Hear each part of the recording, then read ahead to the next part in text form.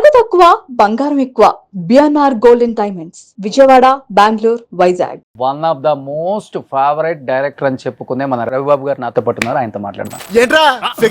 రే గుడిరాజు, నీ గూళ్ళు పెరిగిన కానీ మెదడు పెరగలేదురా. పోతు బొబ్బాస్ చెట్లా పెరిగావు. నేర్పండి రాడికి. 6.2 ఈ హైట్ వెయిట్ ఫస్ట్ నుంచి బాగా మెయింటైన్ చేస్తున్నారు కాబట్టి love marriage sir arranged marriage? నాది అరేంజ్ మ్యారేజ్. మా ఆవిడని ఒకసారి కలిసాము, మాట్లాడాము. మా ఫాదర్ని మళ్ళీ కలవమన్నారు. ఇంకా డిసైడ్ అవ్వాలి. ఆయనకి తెలిసింది మా ఫాదర్కి. 3వసారి కూడా కలిశాను. మళ్ళీ 4వసారి కలవాలని మా ఫాదర్ చెప్పు తెగుతున్నాను. ఇప్పుడు ఇంతమందితో మీరు యాజ్ అ యాక్టర్గా స్క్రీన్ షేర్ చేసుకున్నారు. నాకు భయం వేసింది నీ క్వశ్చన్. ఇంతమందితో స్క్రీన్ షేర్ చేసుకున్నారు కదా, ఎంతమందితో బెడ్ షేర్ చేసుకున్నారు, ఇలాంటిది ఏదో అడుగుతామని భయం వేసింది. ఆ తర్వాత అడుగుతాను కావాలంటే. అవునులోనేమో కెమెరా కదలకూడదు, అసలుకి రేజర్లోనేమో కెమెరా ఆగకూడదు. కరెక్ట్గా క్యాచ్ చేసేది. సినిమా వేయాలి అంత పెరగటం అనేది మంచికంటారా చెడుకంటారా? ఫస్ట్ డే వచ్చేది ఎవరు బ్రదర్? ఫ్యాన్స్ కదా. మరి అంత అభిమానం ఉన్న వాళ్ళ దగ్గర మనం ఎక్కువ డబ్బులు లాగేటువంటి తప్పు కదా. వాళ్ళకి ఫ్రీగా వేసేయాలి ఫస్ట్ డే షో. సో మే 8 అందరూ రేజర్ కి. బ్రదర్, నేను ఫ్రీగా మాత్రం చూపించలేను మీ సినిమాని. మరి పాన్ ఇండియా పాన్ వరల్డ్ అని డబ్బా కొట్టుకునే మన హీరోస్ కి డైరెక్టర్స్ కి ఏం చెప్తారు మరి? పాన్ ఇండియా అనే మాట మీద I think it is stupid. మన కలెక్షన్స్ నార్త్ ఇండియాలో చూస్తే నవ్వు వస్తుంది మనకి. మొన్న ఏదో పెద్ద సినిమా రిలీజ్ అయింది తెలుగులోది. ఓవరాల్ నార్త్ ఇండియా కలెక్షన్ రూపాయలు. చలపతిరావు గారు అంటే ఐ థింక్ ఒక్క ఇయర్ లోనే 102 రేపులు చేశారంట. నేను ఆయన పుష్ చేసేవాడిని నా సినిమాలో యాక్ట్ చేసేటప్పుడు. ఆయన చాలా చిరాకు పడిపోయాడు. ఆయన ఆ మహానటుడు ఎన్టీ రామారావు వచ్చిన వీడితో మాత్రం సినిమా చేయను అంటాడని చెప్పి వెళ్ళిపోయాడు. బట్ ఇండస్ట్రీకి వచ్చిన తర్వాత నాన్నగారికి ఎన్టీఆర్ గారికి అంత క్లోజ్నెస్ షార్ట్ టైంలో ఎలా అసలు వర్కౌట్ అయింది? అసలు ఆయనకి ఎన్టీఆర్ అంటే దేవుడు. ఒక విధంగా చెప్పాలంటే మా ఫ్యామిలీ కంటే ఆయనకు రామారావు ఫ్యామిలీ అంటేనే ఎక్కువ ఇంట్రెస్ట్ ఉంటుంది. ఆయన సెల్ ఫోన్స్ వచ్చిన తర్వాత కూడా ఆయన స్క్రీన్ సేవర్ రామారావు బొమ్మే ఉంటుంది. రామారావు క్లాసిక్ బొమ్మ ఉంటుంది, ఇలా ఉంటుంది. ఆ బొమ్మే ఉంటుంది ఆయన.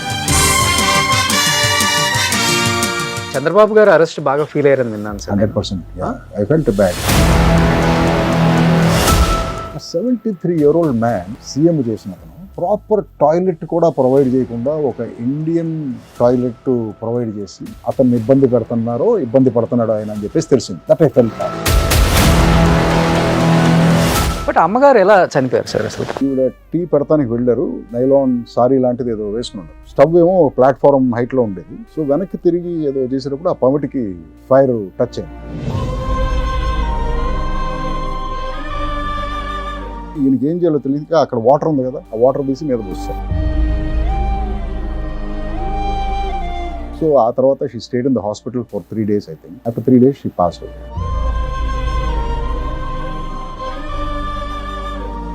నాకు 6, మా సిస్టర్కి 4, ఇంకో సిస్టర్కి 2. వాళ్ళకి అసలు తెలియదు. మా ఫాదర్ చూస్తే అందరూ ఫుల్ బాటిల్ వేస్తాడు రా బాబు అనుకుంటారు. ఆయన అసలు టీ కాఫీ కూడా తాగడు. He doesn't smoke, he doesn't drink. అసలు ఏ అలవాటు లేదు ఆయన. Zero, life long. Hi, hello, welcome to Suman TV. నేను మీ Roshan.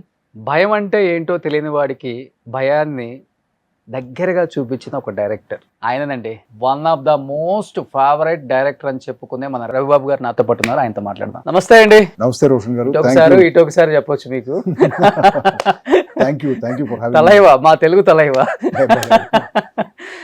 Thank you for having me on your show Roshan. Sir, razor trailer చూస్తుంటే మళ్ళీ చాలా రోజులు అయిపోయింది అందరం భయపెట్టే ట్రైలర్ కాదు కదా. లాట్ ఆఫ్ యాక్షన్ ఉంటుంది. Action, suspense, horror. అసలు మీలాగా ఎవరు సార్ అది మేకింగ్? అది అంత కష్టం, చాలా కష్టం దాన్ని హ్యాండిల్ చేయటం. మీకేంటి అది మధ్యలో కొంచెం ఉప్పేసి కలుపుకొని తాగినంత ఈజీగా ఉంటుంది, మాకు అలా ఉండదు. అలా అనిపిస్తుంది. కానీ నేను తీసే సినిమా కాంప్లికేటెడ్గా ఉన్న ప్రాసెస్ నాకు మైండ్లో కాంప్లికేటెడ్ ఉన్న చూసేవాడికి చాలా సింపుల్గా ప్రజెంట్ చేయడం ఇంపార్టెంట్. ఆ కాంప్లికేషన్తో మనం కథ చెప్తే అది ఎక్కదు కదా.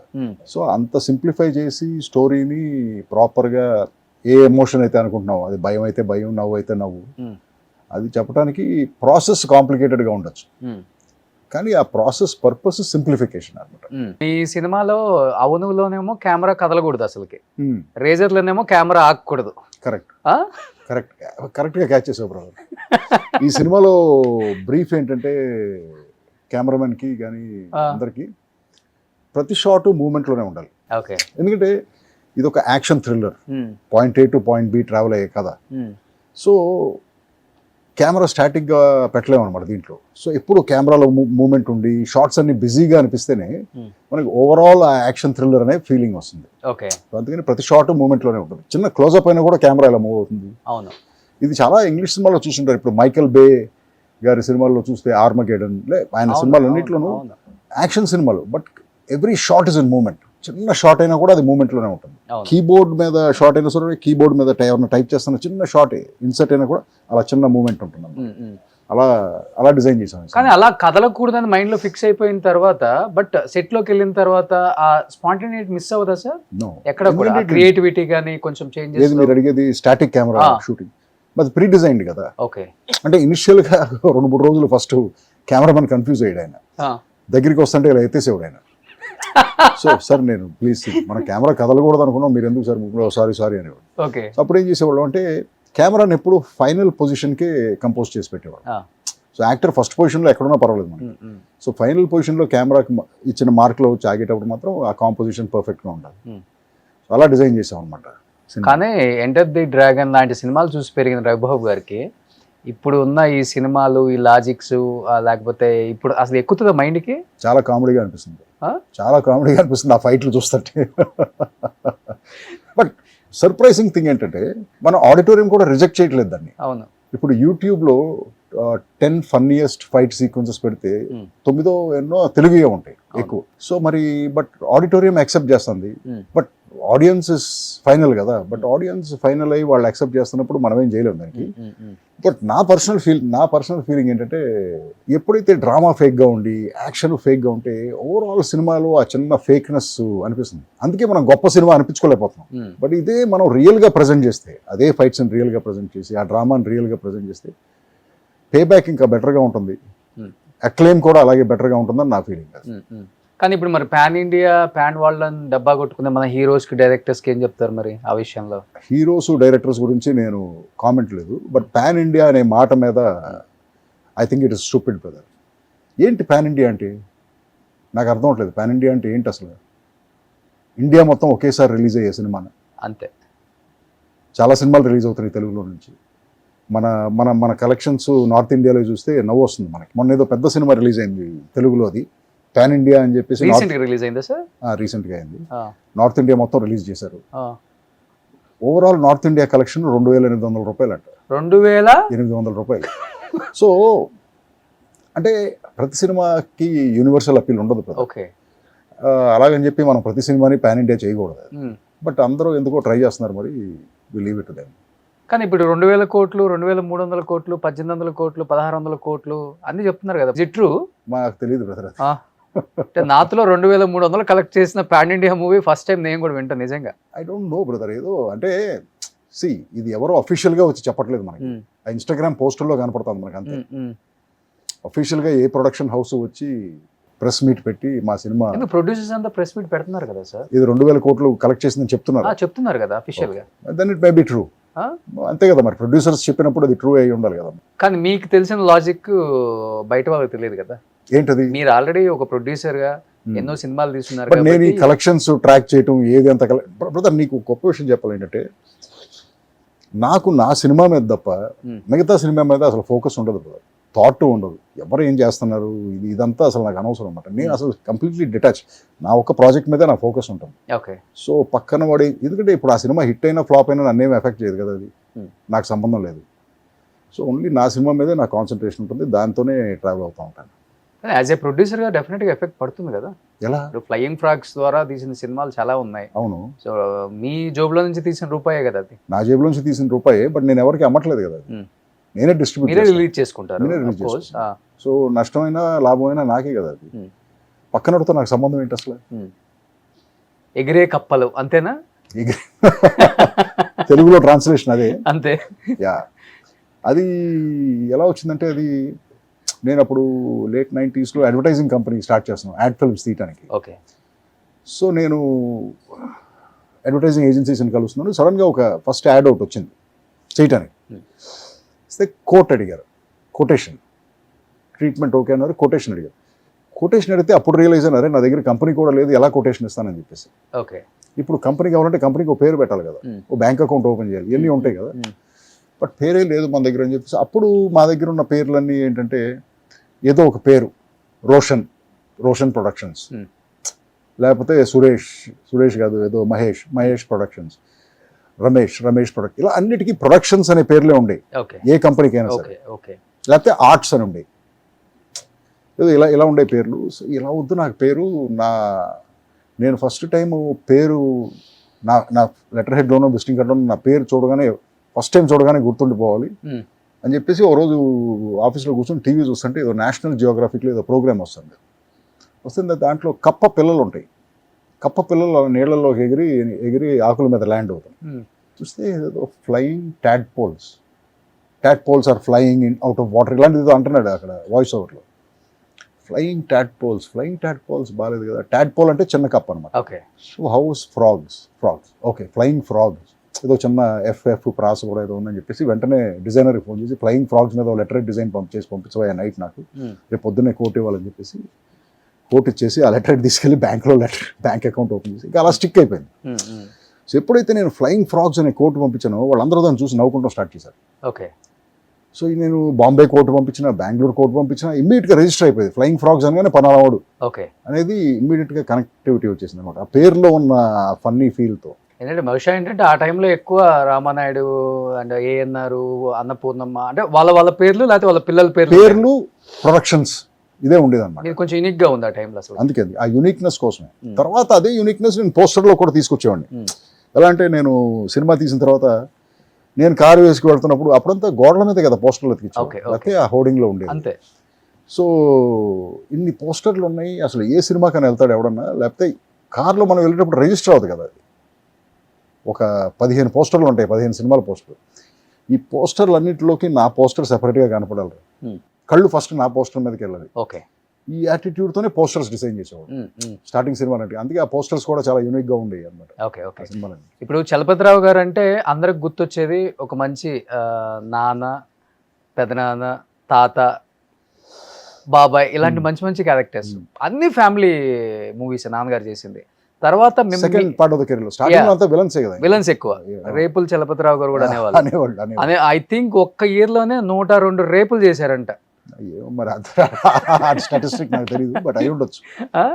త్రిశూలం లాంటి సినిమా షూటింగ్ జరుగుతుంటే ఆ విలేజ్ లో ఉన్న వాళ్ళు అసలు బయటికి రావడానికి భయపడ్డారంట చలపతిరావు గారు. అసలు ఆయన ఉన్నారు సెట్ లో అంటే ఆ ఇంపాక్ట్ ఎలా ఉండేది అసలు నాన్నగారు అంటే? మీరు బాగా చిన్నవాళ్ళు, బట్ మాకు తెలిసేది కదమ్మా, ఎందుకంటే మీరు చెప్పే షూటింగ్స్ అన్ని ఆంధ్రాలో జరిగాయి, మేమందరం చెన్నైలో ఉండేవాళ్ళం. సో మాకు అసలు ఆంధ్రాలో జరిగే షూటింగ్లు అసలు మా చదువుకునే వయసు కదా, స్కూల్కి వెళ్ళటం, రావటం, ఆడుకుంటాం, ఎగ్జామ్స్ ఏ ఉండేవి మనకి. సో మాకు ఈ టాపిక్స్ కానీ మీరు ఇప్పుడు చెప్పే ఇన్ఫర్మేషన్స్ కానీ చిన్నప్పుడు పెరిగేటప్పుడు అసలు మాకు తెలిసే కాదు. మ్యాగజైన్ లో కూడా వచ్చేది కాదు. మ్యాగజైన్స్ ఏం చదివేవాళ్ళం, తెలుగు మ్యాగజైన్స్ మాకు వచ్చాయి కదా, మా ఇంటికి వచ్చాయి కదా Telugu magazines. We don't know. అప్పుడంతా మౌత్ టాకే కదా సార్? డెఫినెట్ గా మౌత్ టాకే. మెడ్రాస్ లో ఇంట్రెస్టింగ్ గా ఏముండేది అంటే, మెడ్రాస్ లో మేము పెరిగేటప్పుడు సినిమా ప్రివ్యూలు వేసేవాళ్ళు. ఎందుకంటే ఆ సినిమాలో పనిచేసిన టెక్నీషియన్స్, ఆర్టిస్టులు, వాళ్ళ ఫ్యామిలీస్కి ప్రొడ్యూసర్స్ ప్రాపర్గా ప్రివ్యూ వేసేవాళ్ళు. ఎందుకంటే సినిమా అక్కడ రిలీజ్ అయ్యేది కదా, మెడ్రాస్లో, ఆంధ్రాలో రిలీజ్ అయ్యేది కదా, కానీ ప్రొడక్షన్ కంపెనీస్ అన్ని చెన్నైలో ఉండేవాళ్ళు. సో అది చాలా ఇంట్రెస్టింగ్ అనిపించేది మాకు. ఆ ప్రివ్యూకి వెళ్ళాలి అని చెప్పి మంచి బట్టలు వేసేసుకుని ప్రివ్యూకి వెళ్తే అక్కడ మంచి టిఫిన్స్ పెడతారు, ఈ ఉండే అనమాట. అంతేగాని నా కనెక్షన్ అంతవరకే సినిమాతో, ఆ ప్రివ్యూలకి వెళ్ళటం వరకే. కొంచెం నాన్నగారు సినిమాలు చూసినప్పుడు భయపడతారా? ఆయన గంభీర్యం, ఆయన కోపం, సినిమాలో రౌద్రం చూస్తుంటే ఆయన నెక్స్ట్ లెవెల్ ఉంటుంది ఆ కట్అవుట్ కి. అవును, నాకంత అనిపించేది కదా, ఆయన ఎప్పుడు వస్తాడో అని చూడటం తప్ప స్క్రీన్ మీద. బట్ అంత భయం ఏమి అనిపించేది కదా. నేను ఆయన్ని పుష్ చేసేవాడిని నా సినిమాలో యాక్ట్ చేసేటప్పుడు. నేను అందరు యాక్టర్స్ని పుష్ చేస్తాను మ్యాక్సిమం పొటెన్షియల్ కోసం. ఆయన చాలా చిరాకు పడిపోయాడు. ఆయన ఒకసారి ఏదో సినిమాకి అవునులో యాక్ట్ చేశాడు. ఆయన అవునులో ఒక షాట్ ఉంది, ఆయన ఢిల్లీ రాజేశ్వరి గారు ఇంట్లో నుంచి బయటకు రావాలి. బయటకు వచ్చేటప్పుడు మెయిన్ డోర్ తర్వాత ఒక మెట్టు ఉంటుంది, ఆ తర్వాత పాత్వే ఉంటుంది. డైలాగ్ ఏంటంటే అక్కడ, ఏమండి సెల్ తీసుకున్నారా, అంతే డైలాగ్. అవ్వదు ఆయనకి డైరెక్షన్ ఎలా ఇచ్చానంటే, నేను తీసుకున్నాను అంతే డైలాగ్ అయింది. బట్ యాక్షన్ ఇచ్చాను ఏంటంటే, ఫస్ట్ ఇక్కడ టచ్ చేసుకో డాడీ, ఇది జేబు. దాని తర్వాత తీసుకున్నాను, సెల్ ఇక్కడ ఉంది, ఇది కన్ఫర్మేషన్. ఏమండి సెల్ తీసుకున్నారా? తీసుకున్నాను. ఇంతే నువ్వు చేయాల్సింది. సరే ఫస్ట్ షాట్, ఫస్ట్ టేక్ పెట్టాడు. ఏమండి సెల్ తీసుకున్నారా? తీసుకున్నాను అన్నాడు. డాడీ ఆ జేబులో సెల్ లేదు కదా అన్నాను. Okay 1 more, start camera, action. ఏమండి సెల్ తీసుకున్నారా? తీసుకున్నాను. కాదు డాడీ, నేను నీకు చెప్పిన యాక్షన్ ఏంటి? ఫస్ట్ ఇక్కడ టచ్ చేసుకోమని, తర్వాత ఇక్కడ టచ్ చేయమని. అన్న ఇంకా చూశాడు. వెళ్ళి స్టార్ట్ కెమెరా, యాక్షన్. ఏమండి సెల్ తీసుకున్నారా? రెండు ఒకేసారి ఎందుకు? ఓకే. ఇలా అది ఇది అయ్యి ఒక 8 టేక్లు అయింది. చాలా సీరియస్ అయిపోయాడు, చాలా కోపం వచ్చింది ఆయనకి. ఎందుకంటే ఆ మెట్టు దిగి రావాలి ప్రతి షాట్కి. పైగా నేను మిగతా ఆర్టిస్టులు అందరి ముందు ఇన్ని టేకులు అడుగుతున్నాను నేను.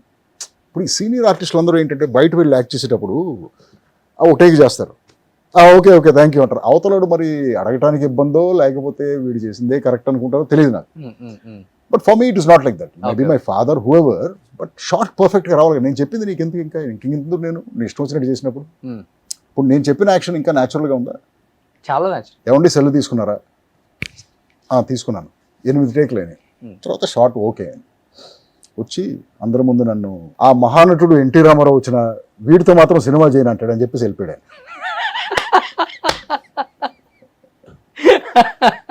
కానీ ఆయన ఆలోచించే విధానానికి ఆయన కొడుకుగా మీరు ఇండస్ట్రీకి వచ్చిన తర్వాత మీరు కంప్లీట్ ఆపోజిట్ అని చెప్పుకోవచ్చు. అంటే ఇండస్ట్రీ చాలా రోజులు డిస్కస్ చేసింది, అసలు చలపతిరావు గారి కొడుకు రవిబాబు ఆలోచించే విధానం ఏంటి, అసలు నెక్స్ట్ లెవెల్లో ఉందని అనేవాళ్ళు ఉంటారు. తింగర్గా ఆలోచిస్తున్నాడు ఏంటి, ఇలా ఉంది ఏంటి అనేవాళ్ళు కూడా ఉన్నారు. బట్ డాడీ మీకు దాన్ని అంటే ఇద్దరి మధ్య ఫ్రెండ్లీగానే ఉంటుందా? ర్యాప్ కూర్చొని మాట్లాడుకునేటప్పుడు మీ ఐడియాలజీ గురించి ఎప్పుడన్నా ఆయనతో డిస్కస్ చేయడం కానీ?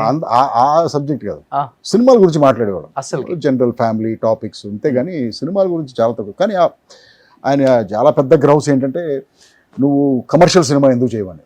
నేను అంటాను వాట్ ఇస్ కమర్షియల్ అంటాను. కమర్షియల్ అంటే ఏంటి? సినిమా హిట్ అయితే కమర్షియల్, ఫ్లాప్ అయితే మామూలు సినిమానే కదా. సో మనం సక్సెస్ కోసం ట్రై చేద్దాం. అది ఏ సినిమాతో ట్రై చేస్తాం, వై డస్ ఇట్ బాదర్? నాకు నచ్చిన సినిమాలో నాకు నచ్చిన విధంగా తీయడానికి నేను సినిమా ఇండస్ట్రీలో ఉన్నాను, అంతే కదా. ఎగ్జాక్ట్లీ. ఎవరో చెప్పింది చేయడానికి కాదు కదా. సో అది ఆయనకి ఎప్పుడు ఉండేదన్నమాట. వీడు కమర్షియల్ సినిమా అంటే పెద్ద హీరోలకి వెళ్ళి కథలు చెప్పి ఆ పాటలు ఫైట్లు ఉన్న మాస్ సినిమాలు తీయడం కమర్షియల్ ఆయన పాయింట్ ఆఫ్ వ్యూలో. Okay. But I don't want to do that. First నుంచి అదే కదా ఉంది, 6 పాటలు 5 ఫైట్స్ 6 సాంగ్స్ పెట్టచ్చు బ్రదర్, అవసరం అనుకుంటే పెట్టచ్చు. అవును. ఇప్పుడు అవును లాంటి సినిమాలో నేను ఒక్క పాట కూడా ఉండదు.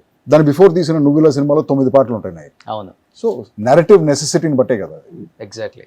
అది ఉండేది ఆయనకి. నేను కమర్షియల్ సినిమాలు తీయట్లేదనే ఫీలింగ్ లాస్ట్ దాకా ఉండేది. ఓకే. బట్ ఇప్పుడు చాలా పెద్ద రెమ్యునరేషన్స్ ఇచ్చేసి లాజిక్ లేని ఒక క్యారెక్టర్ చేయండి రవిబాబు గారు బాగుంటుంది అంటే లాజిక్కే ఉండదు, బాగుంటుంది చేయండి అనే డైరెక్టర్స్ మీ దగ్గరకు వస్తారు. లేకపోతే మీరు అన్నట్లుగానే అసలు కథ ఏం సరిగా లేకుండా లేకపోతే ఏ విషయం లేకుండా డబ్బులు రెమ్యునరేషన్ ఇచ్చేసి ప్రొడ్యూసర్ సినిమాలు తీయండి అనే వాళ్ళు కూడా ఉంటారు. యాక్సెప్ట్ చేస్తుంటారా మీరు? లేకపోతే అంటే నెంబర్ ఆఫ్ మూవీస్ చేయలేదు రీజన్ దానికి అనుకుంటారు. స్టార్టింగ్లో ఒక రూల్ పెట్టుకునేవాడు కదా, బాగా డబ్బులున్నా ఇవ్వాలి ఆ క్యారెక్టర్కి. అప్పుడు మీరు చెప్పినట్టు లాజిక్ లేదు, బుర్ర ఇంట్లో పెట్టి వచ్చి చేసేస్తాం. లేకపోతే పెద్ద బ్యానర్ అయి ఉండాలి.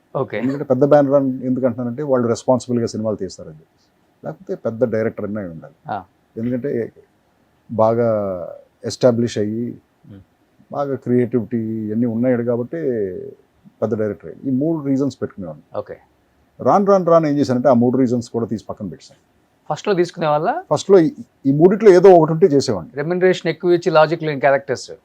మరి అంతే కదా, ఏదో ఒకటి ఉండాలంటున్నాను. ఈ 3 ఏదో ఒకటి ఉండాలి. ఓకే. నీదేం పోయింది, నువ్వు ఆర్టిస్ట్వే కదా, వచ్చే గుడ్ నేమో బ్యాడ్ నేమో ఆ డైరెక్టర్కి వెళ్తుంది, నీకు డబ్బులు వస్తున్నాయి కదా. సో ఈ 3 రీజన్స్ పెట్టిన. బట్ అలాంటివి చేసినవి కూడా చాలా తక్కువ. అంతంత రెమ్యునరేషన్ ఎవరు ఇచ్చారు? ఎవరు ఇవ్వలేదు కదా.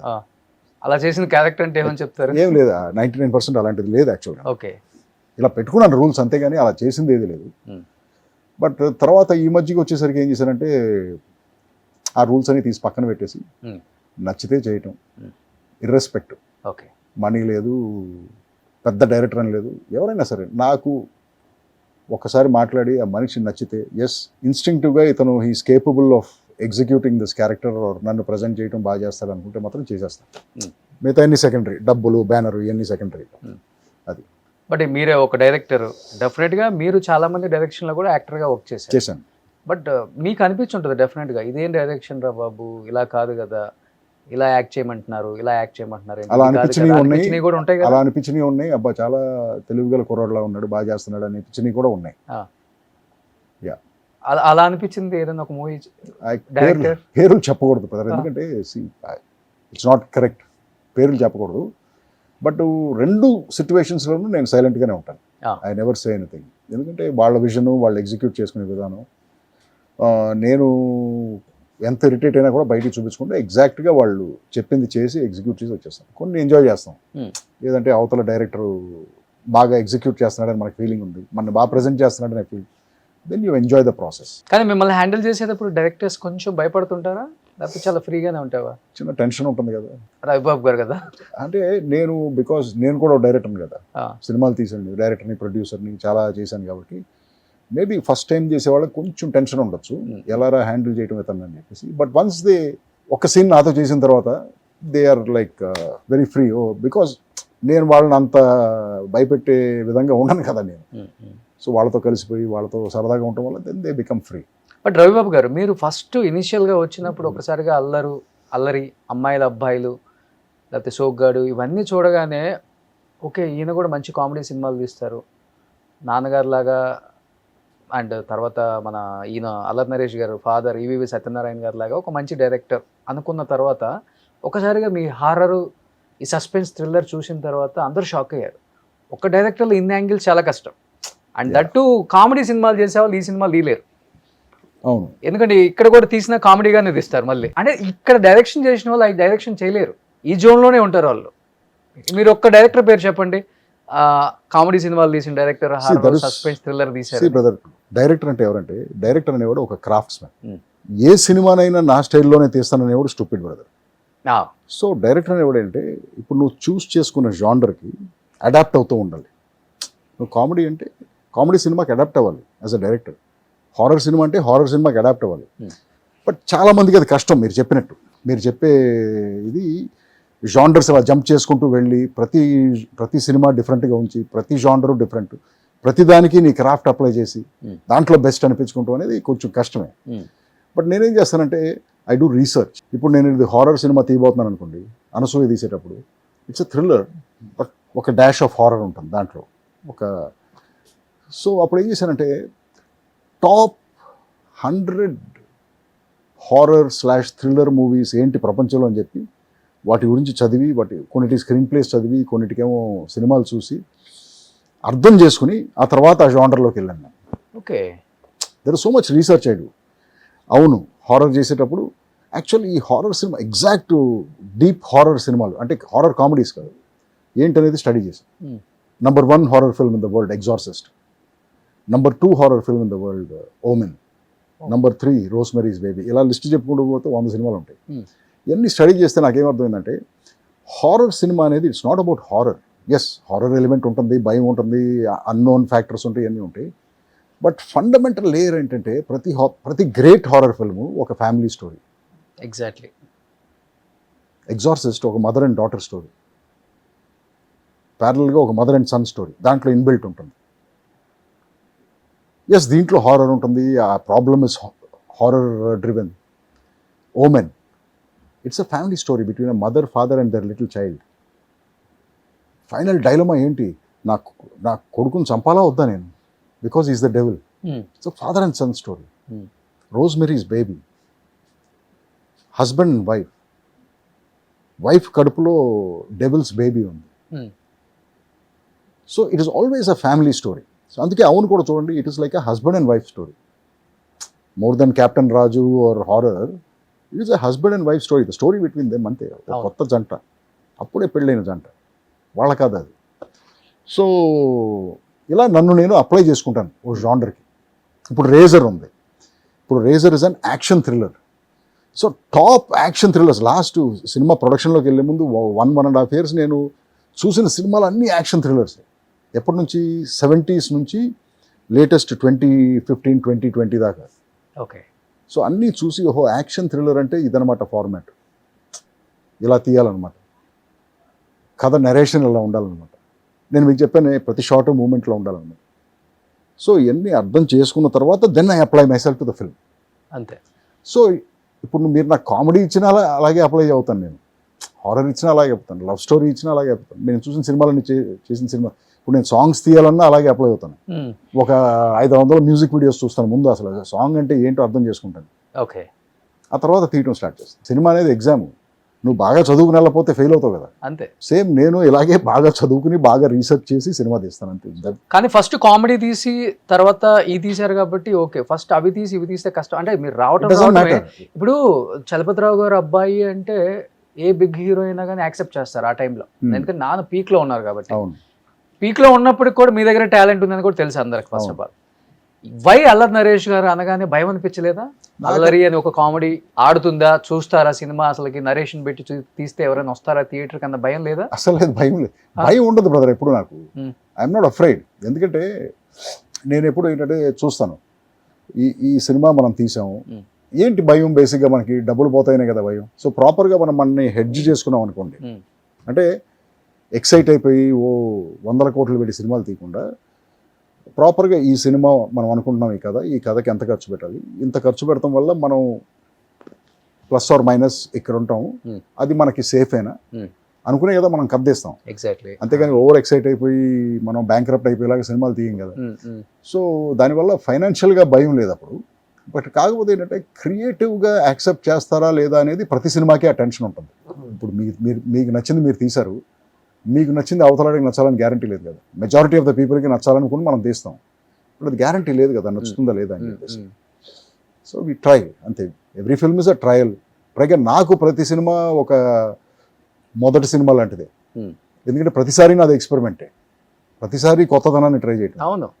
సో ప్రతిసారి నాకు అదొక స్టార్టప్ కంపెనీ లాగా అనమాట. స్టార్టప్ ఇది ఏమవుతుంది, దీనికి ఇది పెరుగుతుందా, చచ్చిపోతుందా, లేకపోతే దీనికి ఫండింగ్ వస్తుందా, వెంచర్ క్యాపిటలిస్టులు చూపిస్తారు, ఇది ప్రతిసారి ఇది స్టార్టప్ నాకు. ఐ థింక్ 2002 అనుకుంటా, 2002 నేను థియేటర్లో చూసా.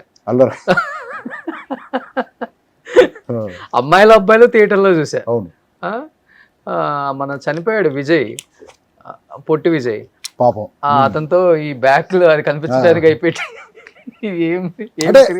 ఇట్ వాస్ దోస్ ఆ టైమ్స్ బాగా ఎంజాయ్ చేసాం బ్రదర్ ఈ సినిమాలు తీసేటప్పుడు అంతా.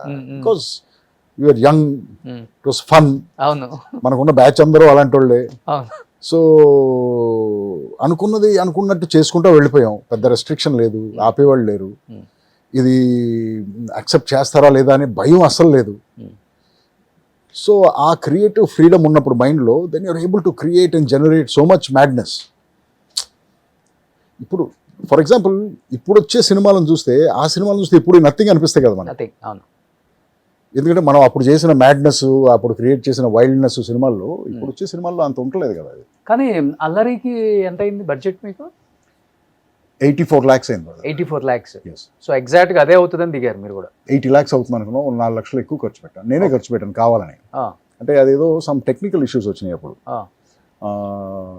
ఒక షాట్లో చీకట్లో ఎక్కడో ఒక లైట్ మెన్ నడిచి వెళ్తున్నాడు, ఎక్కడో మైకులు కనపడుతున్నాయి, ఎక్కడో ఒక డోర్ ఫ్రేమ్ విరిగిపోయి ఉంది, ఇలాంటి చిన్న చిన్న షాట్లు ఉన్నాయి, ఒక 20 షాట్లు ఉన్నాయి సినిమాలో. వదిలేయచ్చు, జనం పట్టించుకోరు, బట్ నాకెందుకో అది సాటిస్ఫాక్షన్ అనిపించగా, అప్పుడే కంప్యూటర్ గ్రాఫిక్స్ కొత్తగా వస్తుంది మన దేశంలోకి, చిన్న చిన్నవన్నీ చేస్తున్నారు. సో దాంతో ఆ గ్రాఫిక్స్లో టచ్అప్ చేయడానికి 4 లక్షలు ఖర్చు అయింది. నానే పెట్టారు ప్రొడ్యూసర్గా? No, I'm the producer. అదే ఇంకా మా ఫాదర్ని అడగలేదు అసలు ఎప్పుడు నేను డబ్బులు. ఐఎమ్ ద ప్రొడ్యూసర్, నా డబ్బులే. అప్పటికి 84 lakhs ఉన్నాయి మీ దగ్గర. అంటే I was a very successful advertising business చేస్తున్నాం కదా అప్పుడు చెన్నైలో. కమర్షియల్ వే. ఓ, సో చాలా తక్కువ టైంలోనే 84 lakhs సంపాదించి సినిమా తీసేశారు. 84 lakhs అంటే Suresh productions was a partner for me. So 50-50 బేసిస్లో చేసాం అనమాట సినిమా. Okay, great. అందుకే అసలు అల్లరి నరేష్ ఇంకా మర్చిపోలేం. ఒక్కోసారి అలా కుదురుతుంది బ్రదర్, ఒక్కోసారి కుదరదు.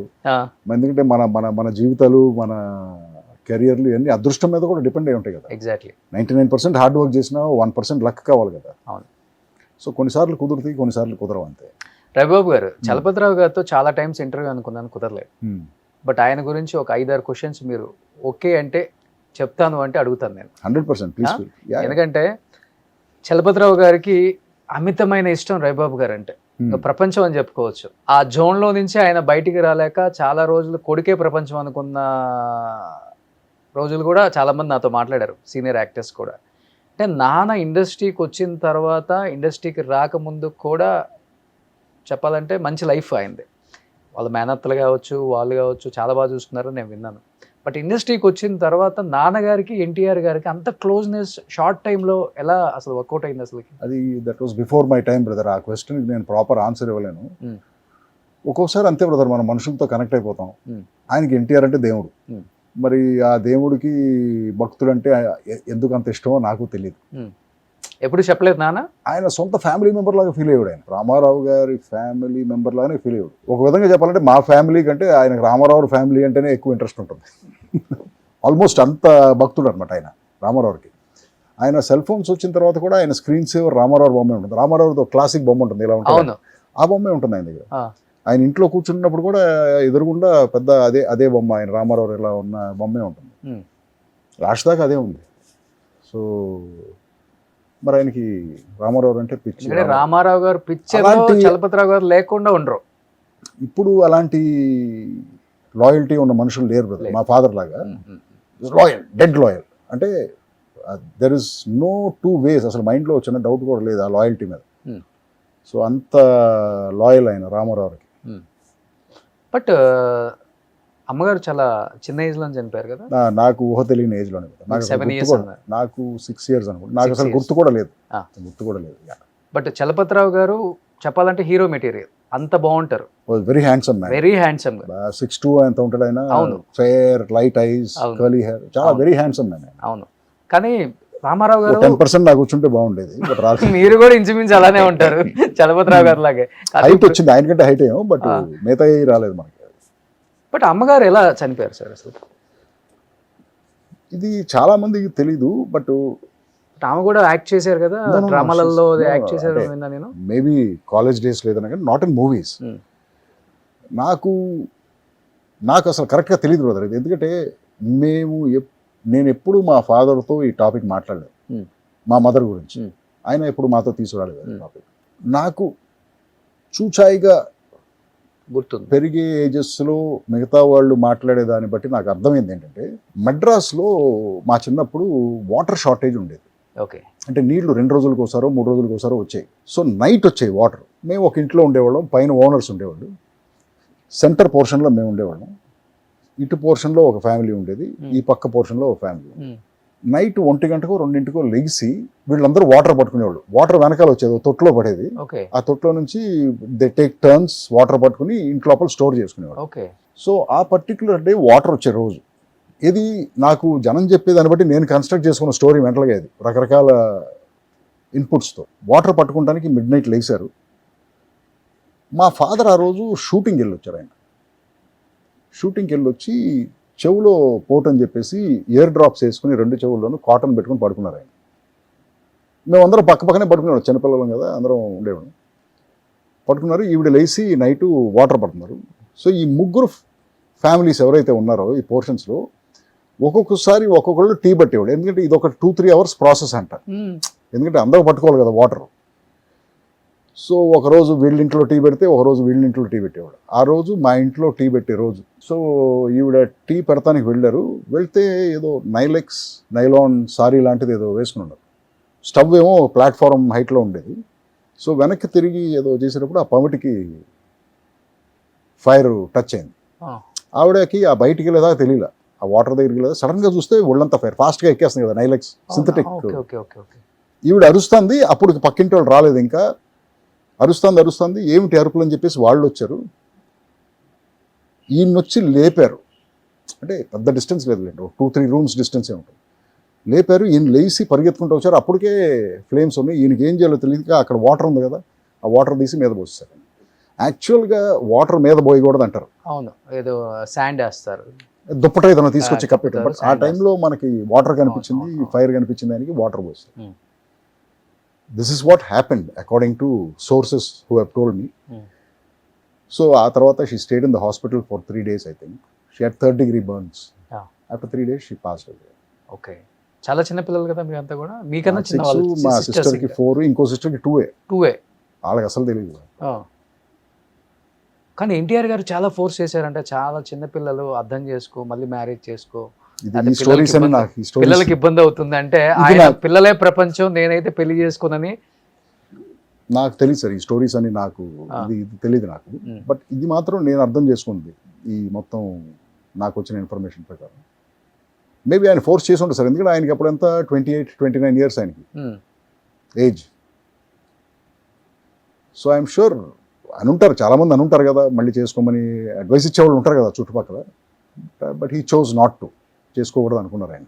బట్ మీకు రియల్ లైఫ్ లో ఎప్పుడైనా నాన్న హీరో అంటే అప్పుడే అనిపించారు ఇంకా? అంటే పెళ్లి చేసుకోకుండా అసలు ఈ 2 థాట్ years 4 years 6 years పిల్లల్ని పెంచడం చాలా కష్టం. కష్టం. అండ్ దట్టు అప్పుడెప్పుడు బిజీ అవుతున్నారు యాక్టర్ గా, అవును. ఇంకా చాలా కష్టం. ఆయన అవును. పడ్డ స్ట్రగుల్స్ అక్కడికన్నా కూడా ఇక్కడ ఎక్కువ ఉంటాయి ఇంకా. ఇప్పుడు అనిపిస్తాయి అది రెట్రోస్పెక్ట్ లో. లైఫ్ ఎప్పుడు మనకి జరిగేటప్పుడు మనకి దాని గురించి అవగాహన ఉంది. Hmm. కొంతకాలం అయిన తర్వాత వెనక్కి తిరిగి చూసినప్పుడు మనకు తెలుస్తుంది Hmm. వాట్ యాక్చువల్లీ హ్యాపెండ్, ఆ టైంలో ఏం జరిగింది, Hmm. మన ఎలా ఎఫెక్ట్ చేసింది, లేకపోతే మన చుట్టూ మనుషులు ఎలా బిహేవ్ చేశారు, ఇవన్నీ రెట్రోస్పెక్ట్లోనే తెలుస్తుంది మనకి. Hmm. So yes, much later in life మా ఫాదర్ చేసిన, some people call it a sacrifice, but I think it was his choice. He could have made the other choice. But ఇప్పుడు వచ్చిన ప్రతి ఒక్క లేడీ పిల్లల్ని టెరబుల్గా చూస్తుందని గ్యారంటీ లేదు కదా. అవును, ఎగ్జాక్ట్లీ. మేబీ ఆ చాయిస్ తీసుకుని ఉంటే మరి ఆయన లైఫ్ ఎలా ఉండేదో, మాది ఎలా ఉండేదో తెలియదు కానీ నాకు. బట్ ఈ చాయిస్ ఆయన తీసుకున్నారు. Hmm. సో అందరం దాన్ని బట్టి పెరగటం బట్ ఒక ఏజ్ వచ్చిన తర్వాత డెఫినెట్ గా మీరు father తో మాట్లాడి ఉంటారు కదా, లైఫ్ లో చాలా సాక్రిఫైస్ చేశారు మా గురించి. ఒక ఏజ్ వచ్చిన తర్వాత, మెచ్యూరిటీ వచ్చిన తర్వాత ఎవరితో మా ఫాదర్ డాడీతో. అది కూడా డిస్కస్ ఇవన్నీ ఓవర్ట్గా మాట్లాడుకునే మాటలు కాదు బ్రదర్, లోపల ఫీల్ బట్ అయ్యే. ఆయనకి ఎక్కువ ఉంటుంది కదా అట్లా. ఆయన కూడా మమ్మల్ని ఎప్పుడు అలా అనలేదు బ్రదర్, ఆ. నేను ఇంత సాక్రిఫైస్ చేశాను మీకోసం. అసలు అలాంటి టాపిక్స్ కానీ అలాంటి ఓవర్ట్ ఎమోషన్స్ కానీ ఏమి లేవు. We just lived our lives. Okay. మీరేం చేశారో మాకు తెలుసు మా కోసం. Hmm. So we behaved with the same respect and అలాగే ఉన్నాం. సో ఆయనకి తెలుసు ఆయన మా కోసం ఏం చేశారు. బట్ ఆయన మా ఫేస్లో ఎప్పుడు రుద్దలేదు, నేను మీకోసం ఇది చేశాను, నేను మీకోసం ఇది చేశాను. అసలు ఎప్పుడు అసలు ఆ టాపికే తీసుకురాలేదు. కానీ ఆ అమ్మ ఆయన లైఫ్ లో నుంచి పోయిన తర్వాత ఆడవాళ్ళంటే బీభత్సమైన రెస్పెక్ట్ ఇంకా ఎక్కువ వచ్చింది కదా ఆయనకి. అది మీరు ఆయన అడుగుంటలేదు. ఆ? అంటే అంత లోతుకి వెళ్ళలేదు బ్రదర్ నేను ఎప్పుడు ఆయనతో ఏంటి అని చెప్పేసి. బట్ బయట నాకు చెప్పేది ఏంటంటే is a very happy man. Hmm. ఎప్పుడు జాలీగా జోవియల్గా ఉంటాడు ఆయన. Hmm. ఎప్పుడు జోకులు వేస్తూ ఉంటాడు. సమ్ టైమ్స్ అందరికీ యాక్సెప్ట్ అయ్యే జోక్స్ కాకపోవచ్చేమో, but he was always joking and ఎప్పుడు సరదా. నేను ఇప్పుడు నాకేం తెలుస్తుందంటే, నేను ఇండస్ట్రీలో చాలామందిని కలుస్తూ ఉంటాను కదా, నన్ను చాలామందిని కలుస్తూ ఉంటారు. ఏది టెక్నీషియన్స్ కానీ, ఆర్టిస్టులు, చిన్న చిన్న ఆర్టిస్టులు, రకరకాల. నేను కలిసిన ప్రతి ఒక్కరికి మా ఫాదర్తో ఏదో ఒక యూనిక్ ఎక్స్పీరియన్స్ Hmm. వాళ్ళకి లైఫ్ లాంగ్ గుర్తుండిపోయేలాగా. సార్ మా అబ్బాయికి స్కూల్లో సీట్ రాకపోతే నాన్నగారు నాతో వచ్చి ఆ సీట్ ఇప్పించారు సార్. ఎవడో చెప్తాడు. సార్ నేను ఓ రోజు షూటింగ్లో దెబ్బ తగిలి పడిపోతే నాన్నగారు తీసుకెళ్ళి నన్ను హాస్పిటల్లో జాయిన్ చేశారు సార్. సార్ నా దగ్గర ఆ రోజు డబ్బులు లేవు సార్, నాన్నగారు మా ఇంటికి వచ్చి డబ్బులు ఇచ్చి మరీ వెళ్ళారు sir. So many people in the industry. Hmm. నేను చెప్పేది వందల పీపుల్ నాకు ఇలాంటి ఎక్స్పీరియన్స్ చెప్పారు మా ఫాదర్ గురించి. ఒక విధంగా నాకు వాళ్ళ ద్వారా మా ఫాదర్ గురించి ఇంకా ఎక్కువ తెలవడం స్టార్ట్ అయింది. కానీ నేను నాన్నగారితో వైఫ్ రోల్ చేసిన వాళ్ళని ఒక 14-15 మంది కాల్ చేసి ఉంటారు నైట్ మీరు వస్తున్నారు అనేసరికి. కొంచెం కోపిష్టి ఉన్నట్లుగా మాట్లాడేస్తారు. ఆయనకి ఇంకేం ఉండదు, లోపల ముఖాన మాట్లాడేస్తారు, కొట్టినట్టు ఉంటుంది ఆయన మాట. ఆ విషయంలో కొంచెం కాంట్రవర్షియల్గా ఉంటారు. కానీ ఒక ఆడ మనిషిని చూశారు అంటే ఆయన ఇచ్చే గౌరవం ఇండస్ట్రీలో ఇంకే వ్యక్తి ఇవ్వరు రోషన్. అలాంటి గొప్ప మనిషి ఆయన అని ప్రతి ఒక్కరు ఇదే చెప్పారు. గుడ్. మేబీ అప్పుడు అనిపించింది ఆయన చేసిన క్యారెక్టర్స్ కి సంబంధమే లేదు. ఎవరో నంబర్ అసలు మా ఫాదర్ని చూస్తే అందరూ ఈయన ఫుల్ బాటిల్ వేస్తాడు రా బాబు అనుకుంటారు కదా. అవును. ఆయన అసలు టీ కాఫీ కూడా తాగరు. అవునా? Is a teetotaller. Tea coffee కూడా తాగరు. నేనన్నా కొంచెం బ్లాక్ కాఫీ ఏదైనా తాగుతాను కానీ టీ కాఫీ తాగరు. He doesn't smoke, he doesn't drink. అసలు ఏ అలవాటు లేదు ఆయనకి, జీరో. Life long. ఓకే. అసలు నమ్మరు ఎవరు. కానీ భర్త కన్నా భార్య ముందు పోతే భర్తలు చాలా డౌన్ అయిపోతారు, డిప్రెషన్లోకి వెళ్ళిపోతారు, ఎక్కువ సంవత్సరాలు బతకరు అంటారు. కానీ దానికి ఫుల్ ఎగ్జాంపుల్ నాన్నగారు. అంటే అన్ని మీరు చెప్పే వాళ్ళు ఎవరంటే they are like love birds. Love birds మీరు ఒక కేజీలో పెట్టి పెంచుతారు. చాలా రోజుల తర్వాత ఒక లవ్ బర్డ్ చచ్చిపోయిన తర్వాత ఇంకో లవ్ బర్డ్ చచ్చిపోతుంది. లైఫ్లో 40-50 సంవత్సరాలు కాపురం చేసిన వాళ్ళు ఉంటారు, husband and wife life lead చేసిన వాళ్ళు. అలాంటి వాళ్ళు లాస్ట్కి వచ్చేసరికి ఫస్ట్ ఒక పార్ట్నర్ చనిపోతే నెక్స్ట్ 2-3 ఇయర్స్లో ఇంకో పార్ట్నర్ చనిపోతారు. ఇది ఎక్కువ టైము కలిసి జీవించినాడు. బట్ మా ఫాదరు మదర్ది ఎంత టైం అసలు అది ఒక 8-9 ఇయర్స్ 6-7 ఇయర్స్ 7-8 ఇయర్స్ అంతే. So they didn't spend a lot of time together. అది కానీ నాన్నగారు కూడా చాలా హెల్దీగా ఉన్నారు కదా లాస్ట్ దాకా. First innings, second innings, third innings అని చెప్పొచ్చు ఆయన యాక్టింగ్ కెరీర్ కూడా చెప్పాలంటే. చాలా పెద్ద కెరీర్, చాలా పెద్ద కెరీర్. 1200-1300 సినిమాలు చేసి ఉంటారు. 55 ఇయర్స్ కెరీర్. 3 generations తో వర్క్ చేశారు. అవును. పెద్ద ఎన్టీఆర్, బాలకృష్ణ, జూనియర్ ఎన్టీఆర్, అవును. ఏఎన్ఆర్, నాగార్జున, ఇలా సినిమా అదే చెప్తున్నాను. బట్ ఏంటి ఒక్కసారిగా నాన్నగారు చనిపోయారని న్యూస్ వినగానే నేను ఇంటికి వచ్చాను. షాక్ అయ్యింది. లాస్ట్ ఒక 2-3 months ఎవరిని కూడా దగ్గర వాళ్ళని తెలిసిన వాళ్ళని కూడా నన్ను రావద్దు, ఈ టైంలో చూడొద్దు మీరు, నాకు చూడటానికి ఇష్టం లేదు అట్లా అని చెప్పారు. లాస్ట్ ఏమైందంటే అది నేను చాలా మందికి చెప్తాను బ్రదర్, ఇది ఒక ఏజ్ వచ్చిన తర్వాత లేదు, ఒక ఓల్డ్ పీపుల్ కింద పడకూడదు కదా, బాత్రూంలో జారి పడటం కానీ మెట్ల మీద నుంచి పడటం కానీ ఏ విషయం గురించి అయినా ఓకే కింద మాత్రం పడకూడదు. ఎప్పుడైతే ఆ ఫస్ట్ పడతారో, ఫస్ట్ ఫాల్ జరుగుతుందో, సపోజ్ చిన్న ఫ్రాక్చర్ ఇది అయిందనుకోండి, అక్కడ నుంచి వాళ్ళ కాన్ఫిడెన్స్ పోతుంది ఎవరికైనా సరే. సో ఆ పడకుండా జాగ్రత్త పడాలి మనం, ఓల్డ్ పేరెంట్స్ని కానీ గ్రాండ్ పేరెంట్స్ని కానీ.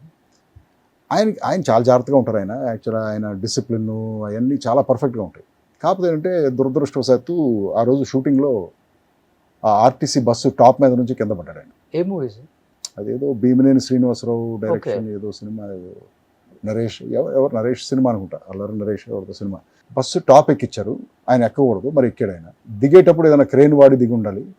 ఆ వెనకాల ల్యాడర్ ఉంటుంది కదా బస్సుకి, అది పట్టుకుని దిగుతానని చెప్పేసి అక్కడ నుంచి కాలు స్లిప్ అయ్యి టప్పని పడిపోయాడు. సో పడటం వల్ల ఏమైంది, పెద్ద ఫాల్ కదా అది, మామూలు స్లిప్ అయి పట్టడం కాదు ఇది, ఆ హైట్ నుంచి పట్టడం. పైగా ఆయన సైజుకి ఇంకెక్కువ దెబ్బ తగ్గుతుంది. బట్ లక్కీగా ఆయనకు చిన్న హెయిర్ లైన్ ఫ్రాక్చర్ అయింది హిప్లో. ఓకే. ఎప్పుడైతే ఆ హెయిర్ లైన్ ఫ్రాక్చర్ అయిందో, కదులుతుంటే చిన్న పెయిన్ వస్తుందో, ఇక ఆ కాన్ఫిడెన్స్ పోయింది మెంటల్గా. ఓహో నేను కదలలేను అనేది వచ్చేసింది. సో 3 months హాస్పిటల్ బెడ్ మీద ఉన్నాడు ఆయన. ఇది వాళ్ళు చెప్పారు కంప్లీట్ 3 months అపోలోలో 3 months అలాగే ఉండాలి, కదలకూడదు, లేకపోతే ఫ్రాక్చర్ హీల్ అవుతుంది. నేనంటాను స్టార్ట్ మూవింగ్, బేసిక్ మూవ్మెంట్ అన్న చేయి, తర్వాత అంతా రెస్ట్ తీసుకో అంటే, లేదు నేను డాక్టర్ కదలొద్దు అన్నాడు. ఎప్పుడైతే మనం లైఫ్లో కదలటం మానేస్తామో ఆటోమేటిక్గా మన మెటబాలిజం డౌన్ అయిపోతుంది కదా. సో దాంతోపాటు ఆర్గన్స్ అన్నీ కూడా డిస్ఫంక్షన్ వచ్చేస్తుంది ఆర్గన్స్. సో ఆ 3 months ఏమైంది, ఆయన 3 years దాకా తీసుకెళ్ళాడు. ఆయన ఇక ఎందుకో కదలటం మానేశాడు, ఆయన కుర్చీలోంచి లగవటం మానేశాడు. అసలు కింద వాకింగ్ కూడా లేదు, ఏమీ చేయట్లేదు. అప్పటికి నేను ఒక స్టేషనరీ బైక్ తీసుకొచ్చి పెట్టి, ఫస్ట్ అట్లీస్ట్ ఖాళీగా కూర్చోకుండా కూర్చున్న సేపన్న సైకిల్ దొక్కండి. సో అది కూడా ఎందుకో ఇంట్రెస్ట్ పోయింది దానికి. సో లాస్ట్ 3 years ఇక అలా స్టేషనరీగా ఉండిపోయేసరికి ఎండ్ దగ్గరికి వచ్చేసింది అనమాట. లేకపోతే ఇంకొక 10 years ఈజీగా ఆయన 10 years ఈజీగా బతికేవాడు, ఈజీగా ఉన్నారు ఆయన. సో హార్ట్ స్ట్రోక్ వచ్చేసింది మూమెంట్స్ సడన్ గా బ్రదర్, హార్ట్ స్ట్రోకే మరి. అది కూర్చున్న ఆయన అలా టప్పని వెనకబడిపోయిపోయి, అది హార్ట్ అటాకే కదా. 72 ఉంటే అంతే కదా. 79 ఆయన పోయినప్పుడు. 79 ఉంది. అయినా కానీ ఇంకొక 10 years ఉంటారు ఈజీగా అంత హెల్దీగా ఉన్నారు ఆయన ఈజీగా. మీరు అన్నట్లుగానే చాలా మందికి బయట ఒక ఫుల్ బాటిల్ అనుకుంటారు కానీ అసలు టీ టోట్లర్ అని ఎవరికి తెలియదు. టీ కాఫీ కూడా తాగలేదు. గ్రేట్. ఒక్క పొడి కూడా వేసుకోలేదు. ఎవరు అమితంగా ఇష్టపడే వాళ్ళు, ఆయన బాగా ఇష్టపడే, లైక్ ఆయనతో వర్క్ చేసిన కో యాక్టర్స్ అంటే ఎక్కువ ఆ టైంలో ఎక్కువ ఎవరి గురించి మాట్లాడేవాళ్ళు? ఆయనకి యాక్టర్స్ కంటే ఆయన డైరెక్టర్స్తోనే అనుకుంటా ఫ్రెండ్షిప్ ఎక్కువ ఆయనకి. స్టార్టింగ్లో ఎవరున్నారో నాకు తెలీదు, బట్ నాకు తెలిసినప్పటి నుంచి ఈవీవి గారు బాగా క్లోజ్ ఆయనకి. రోజు కలిసే ఉండేవాళ్ళు, ప్రతిదానికి ఫారెన్ ట్రిప్స్ వెళ్ళినా కలిసి వెళ్ళేవాళ్ళు. ఈవీవి గారు బాగా క్లోజ్. ఈవీవి గారు పోవడంతో అక్కడ కొంత డిప్రెస్ అయ్యాడు ఆయన. సో ఆ తర్వాత నుంచి ఈవీవి గారితో ఉన్నంత క్లోజ్గా ఉంటారు. తర్వాత కొంత ఆయన ఎక్కువగా క్లోజ్గా చూసింది బోయపాటి శ్రీనుతో. ఓకే. కొంత ఒక చిన్న ట్రావెల్, ఒక 5-6 years ట్రావెల్. బోయపాటి సీన్ అంటే బాగా ఇష్టం ఆయనకి. సో బోయపాటి సీనుతో ట్రావెల్ ఉంది. బాలయ్య బాబు సినిమాలు అన్నిట్లలో ఉన్నారు కదా, ఉండేవాడు. But for some reason Boyapati scene అంటే చాలా ఇష్టం సార్ ఆయనకి. ఓకే. నాకు అనిపించేది. దాని తర్వాత అంతే, it was the end. But real లైఫ్లో ఆయన్ని మీరు ఎంత ఫాలో అయ్యారో మాకు తెలియదు కానీ బట్ రియల్ లైఫ్లో ఆయన దగ్గర నుంచి మీరు నేర్చుకున్నది బెస్ట్ క్వాలిటీస్ అంటే ఏమని చెప్తారు? డిసిప్లిన్. డిసిప్లిన్. ఆయనకున్నంత డిసిప్లిన్ నాకు తెలిసి నాకు ఎవ్వరూ లేరు సార్. 8:30 కంటే 8:30కి పడుకుంటాడు, 5:30 కంటే 5:30కి లేస్తారు. షూటింగ్ 7 o'clock అంటే 6:30, 6:15కి స్పాట్లో ఉంటాడు. ఆయన లేట్గా వచ్చిన చరిత్ర లేదు అసలు. చాలా విషయాలు ఆయన ఎవడన్నా రెమ్యూనరేషన్ ఇవ్వలేదంటే పర్లేదులే నెక్స్ట్ సినిమాలు ఇవ్వని చెప్పి వదిలేసేవాడు. ఈ was not hard about money also. Okay sir నేను ఇంతే ఇవ్వగలను, పర్లేదమ్మా నీకు అది కూడా ఇవ్వలేకపోతే నేను వచ్చి చేసి పెడతాను, ఈ టైప్ ఆఫ్ యాటిట్యూడ్ అయింది. సో ఎవరిని నొప్పించటం కానీ బాధ పెట్టడం కానీ అసలు ఆయనకి ఇష్టం ఉండదు. బట్ ఆయన మైండ్లో ఎప్పుడు ఉండదా వైఫ్ లేరు, పిల్లలకి నేనే ప్రపంచం, బాగా సంపాదించాలి, మంచి అసెట్స్ తీసి పెట్టాలి, 2 ఆడపిల్లలు ఉన్నారు, గ్రాండ్గా పెళ్లి చేయాలి? ఆ రోజుల్లో ఉన్న ఆర్టిస్టులకి ఎవరికీ అది లేదు బ్రదర్. డబ్బులు అనేది తర్వాత 90s, లేట్ 90s, 2000s తర్వాతే స్టార్ట్ అయింది. మనీ మనీ మనీ మనీ అనేది ఇండస్ట్రీలో. అంతకుముందు డబ్బులు పెద్ద మెడ్రాస్లో ఉన్నప్పుడు పెద్ద ఆలోచించేవాళ్ళకి మా జనం డబ్బులకి. జస్ట్ క్యాజువల్గా వచ్చేవాళ్ళు సినిమాలు. అప్పుడు ఏముండేది, ఒక ఆర్టిస్ట్ ఉన్నాడంటే ఒక 20 కంపెనీలు కన్ఫర్మ్డ్గా వేషం ఉండేది. ఇప్పుడు ఆ కన్ఫర్మేషన్ ఉందా? నెక్స్ట్ సినిమాకి లేదు. సో ప్రొడ్యూసర్స్ కూడా అలాగే ఉండేవాళ్ళు. వీళ్ళందరూ మన కంపెనీ ఆర్టిస్టులు, వీళ్ళందరికీ వేషాలు ఉంటాయి. People use to take care of each other. There was a lovely bonding with in the industry. అందుకే కదా ఇన్ని సినిమాలు చేయగలిగారు మా వాళ్ళందరూ, మా ఫాదర్ లాంటి ఆర్టిస్టులు అందరూ. ఇప్పుడు అది లేదు కదా. అది ఒక్కొక్కళ్ళు 1000 పైన చేశారు. చాలామంది ఆర్టిస్టులు, ఆ రోజుల్లో వచ్చిన ఆర్టిస్టులు చాలా 600, 700, 900 1000. కానీ రవిబాబు గారు మీకున్న టాలెంట్కి, మీ దగ్గర మీరు రాసుకునే కథలకి, మీ పెన్ను పవర్కి పెద్ద పెద్ద అంటే స్టార్స్ని పెట్టి చేయొచ్చు, అంత ఉంది మీ దగ్గర. కానీ ఎందుకని మీరు కొత్త కొత్త వాళ్ళ మీద ప్రయోగం చేస్తారు? లేకపోతే ఫేడ్ అవుట్ అయిపోయిన వాళ్ళకి మళ్ళీ లైఫ్ ఇద్దామని వాళ్ళని తీసుకొస్తారు? ఏదైనా కాన్సెప్ట్ ఉందా దానికి? లేకపోతే పెద్దవాళ్ళని మనం హ్యాండిల్ చేయలేము, వాళ్ళని అడగలేము, మనకు అవసరమా, ఇలాంటివి ఏమైనా ఉంటాయా? ఒక పెద్ద హీరోతో ఇంటరాక్ట్ అయింది. నాకు కథ చెప్పొచ్చు కదా అన్నాడు ఆ హీరో. నేను కథ చెప్తాను, బట్ నేను నీకు కథ చెప్పే ముందు నువ్వు ప్రొడ్యూసర్ని కన్ఫర్మ్ చేసి ప్రొడక్షన్ని కన్ఫర్మ్ చేయన్నాను. అంటే ఏంటి దాని మీనింగ్? పలానా వాడు ఈ సినిమాకి ప్రొడ్యూసరు, ఎస్ కన్ఫర్మ్డ్గా మనం ఈ సినిమా చేస్తున్నాం అని కన్ఫర్మేషన్ ఇస్తే నేను వచ్చి నీకు కథ చెప్తాను. అదేలా చెప్తాను, ముందు నువ్వు కథ చెప్తే కదా, నా కథ నచ్చితే కదా నేను తర్వాత చెప్తాను. See that is the problem for me. నేను ఒక 6 నెలలు కథ చేసి నేను నీ దగ్గరికి వచ్చి కూర్చుంటాను, నువ్వు 1 గంట అయిన తర్వాత ఇంకో కథ తీసుకురా అంటావు. నాకు 6 నెలలు పోయింది కదా ఇక్కడ. అవునా కాదు? ఓకే, అంటే నా టైంకి నీకు రెస్పెక్ట్ లేదు. సో అందుకే నేనేం అడిగా, నిన్ను ఎస్ కన్ఫర్మ్డ్గా సినిమా చేస్తున్నావు అని చెప్పు, నేను 6 నెలలు కూర్చుంటాను. బట్ నేను 6 నెలలు కూర్చున్న తర్వాత గ్యారంటీ లేదు ఆ సినిమా జరుగుతున్నప్పుడు నేను ఎందుకు బ్రదర్ ఆ సిచ్యువేషన్లో ఉండాలి? ఓకే, ఇది నాకు ఫస్ట్ ప్రాబ్లం అన్నమాట. తర్వాత రెండో ప్రాబ్లం ఏమొచ్చిందంటే, నేను ఇలాంటి ఇన్నోవేటివ్ కాన్సెప్ట్స్ ఫిల్మ్స్ చేద్దాం అనుకునేవాడిని. నేను ఇందులో ఏ కథ నీకు తీసుకొచ్చి చెప్పినా నువ్వు చెయ్యవు, నాకు క్లియర్గా అర్థమవుతుంది. అసలు నేను ట్రై చేయటం ఎందుకు అంటున్నాను. నేను ఆల్రెడీ ట్రై చేశారు? ట్రై చేయలేదు నేను. జస్ట్ నన్ను ఎవరో అడిగితే కథ చెప్పమని ఈ క్వశ్చన్ అడిగాను కదా. పెద్ద హీరోనే, ఓకే, చాలా పెద్ద హీరో అతను, ఇప్పుడు కూడా పెద్ద హీరో. ఓకే, సో అందుకని ఇక ఆ రూట్లో వెళ్ళలేదు నేను. ఇక మనకి టైం ఇంపార్టెంట్. ఎన్ని సంవత్సరాలు తీస్తాం సినిమాలు తీస్తే మ్యాక్సిమం బట్ మనం తీయటానికి బొచ్చడి కథలు ఉన్నాయి, ఐడియాలు మన మైండ్లో, బట్ ఇవన్నీ కూడా చేయలేము మనకున్న టైంకి. So I don't want to waste time. పెద్ద హీరోతో సినిమా పెట్టుకుంటే 2 ఏళ్ళు అవుతుందో 3 ఏళ్ళు అవుతుందో చెప్పలేము. అంత టైంలో నేను 3-4 ఇంట్రెస్టింగ్ సినిమాలు, నాకు నచ్చిన సినిమాలు తీసుకుంటాను. ఓకే, నాకు అది సినిమా సైజ్ కాదు కదా important, the power of the idea కదా ఇంపార్టెంట్. నేను కొత్త కథ తీయగలిగానా లేదా అది ఇంపార్టెంట్ నాకు, అంతేగాని అడెవడో పెద్ద స్టారో కాదో అది ఇంపార్టెంట్ కాదు నాకు. ఈ రీజన్ వల్ల నేను పెద్ద హీరోస్ దగ్గరికి వెళ్ళలేదు, అప్రోచ్ అవ్వలేదు, చేయలేదు. అది సూపర్ అసలుకి. సో క్వాంటిటీ కన్నా క్వాలిటీ ఇంపార్టెంట్. ఎగ్జాక్ట్లీ.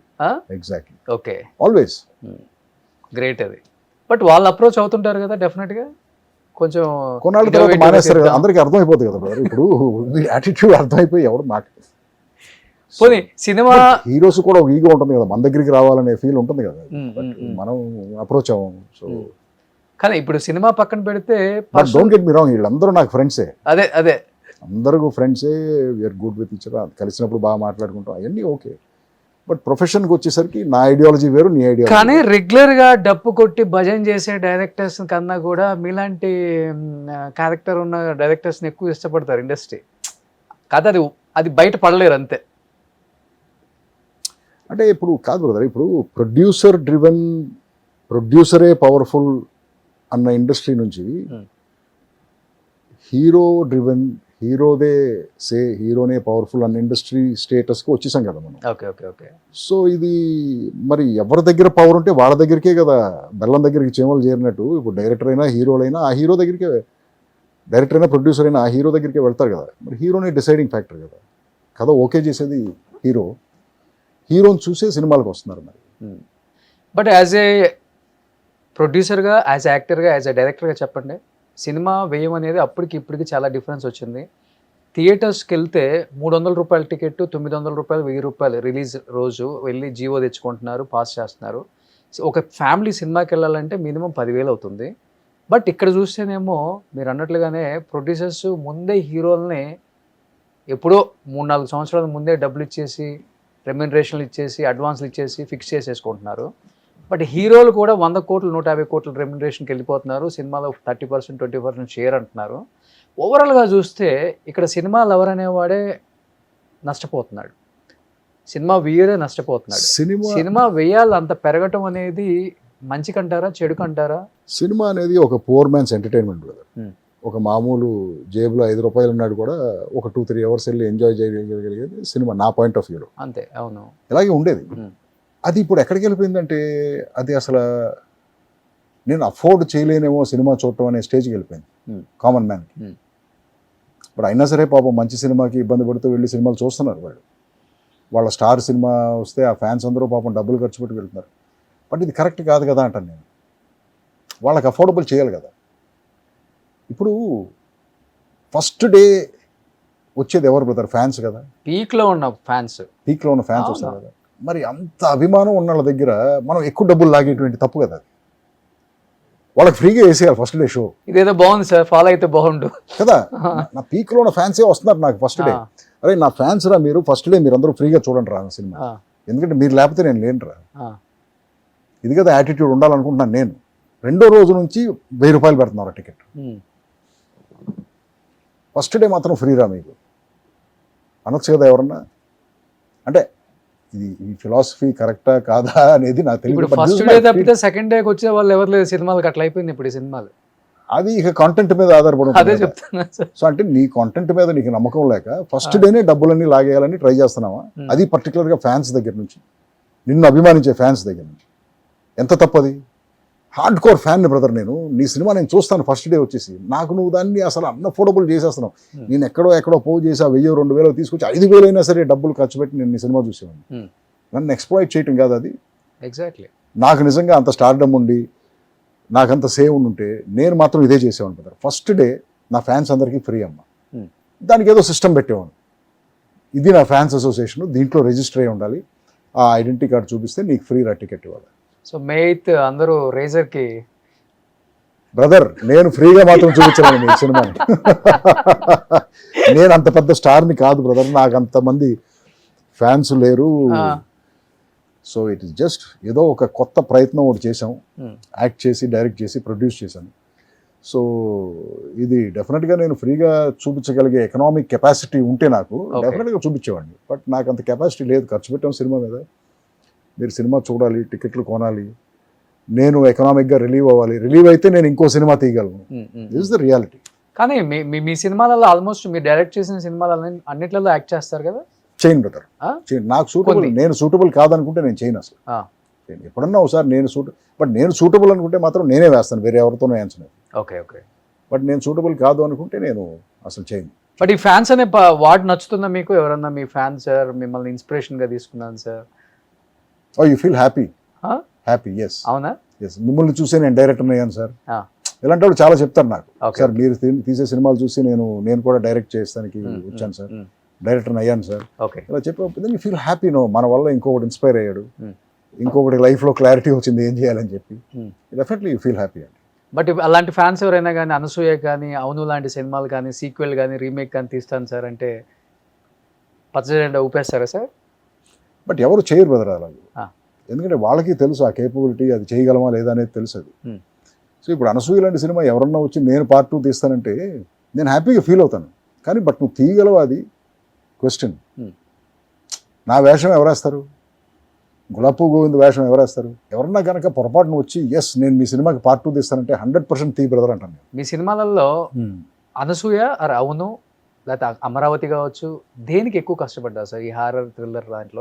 ప్రతి సినిమాకి దాని కష్టం దాందే బ్రదర్. ఆ. ఒక సినిమాకి తక్కువ ఒక సినిమాకి ఎక్కువ అని లేదు అసలు. ప్రతి సినిమాకి ఒక కాంప్లికేషన్ ఉంటుంది, ప్రతి సినిమాకి సాల్వ్ చేయాల్సిన ప్రాబ్లమ్స్ బొచ్చుడు ఉంటాయి.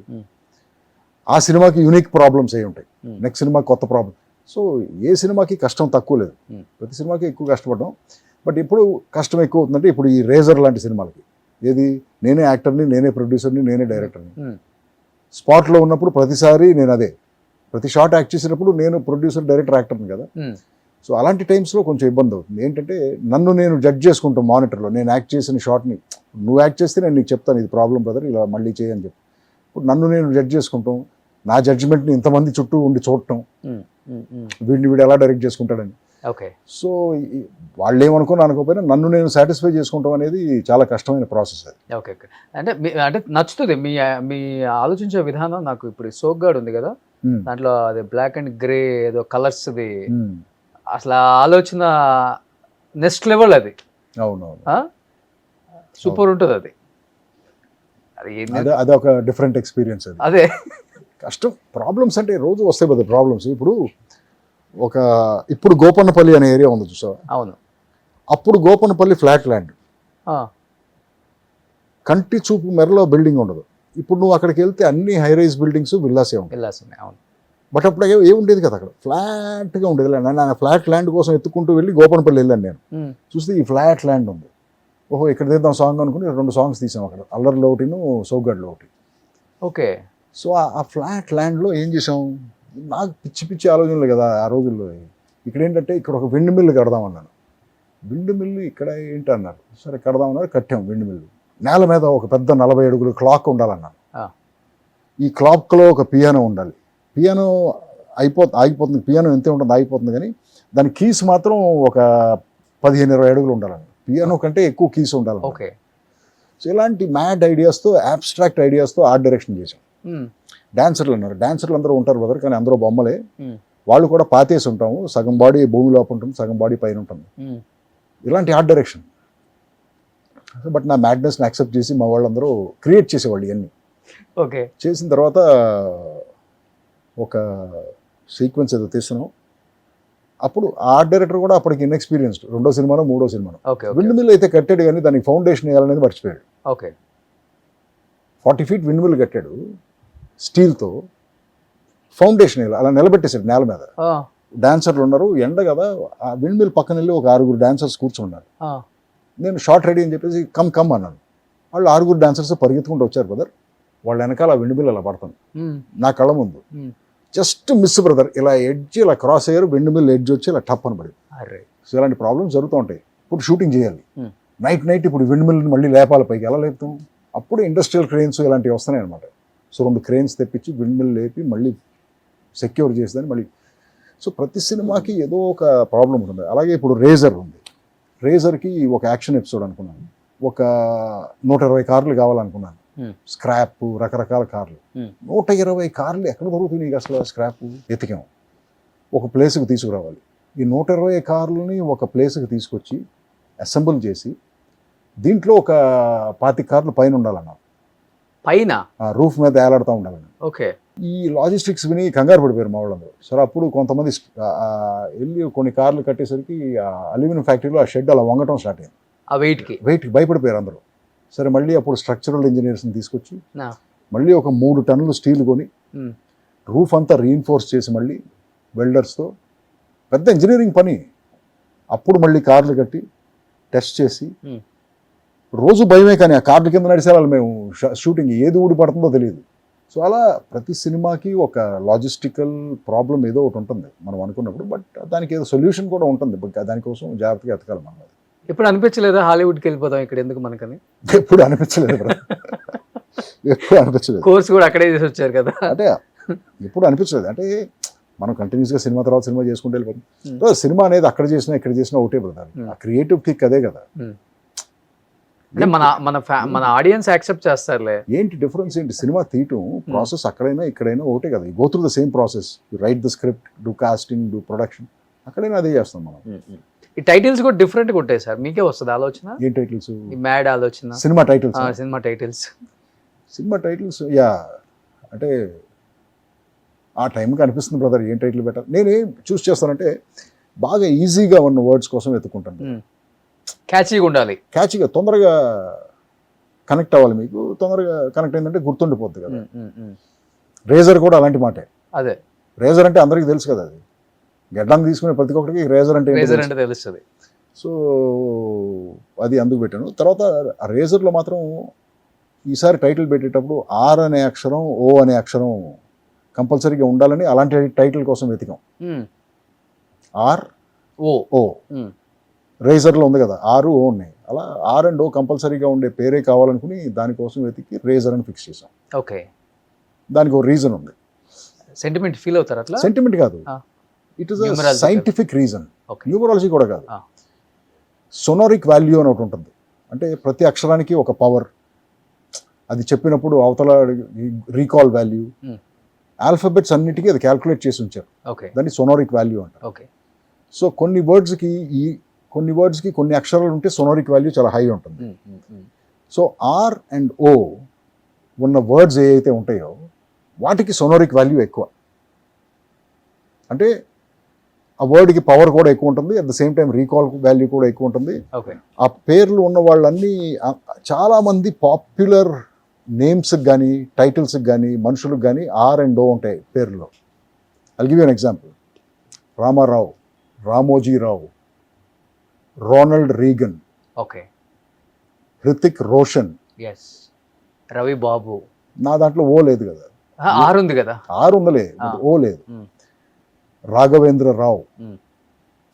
సో చాలామంది హై అచీవర్స్, ర్యాంబో, రాకీ, వీటన్నిటిలోనూ ఆర్ ఓ ఉంటుంది.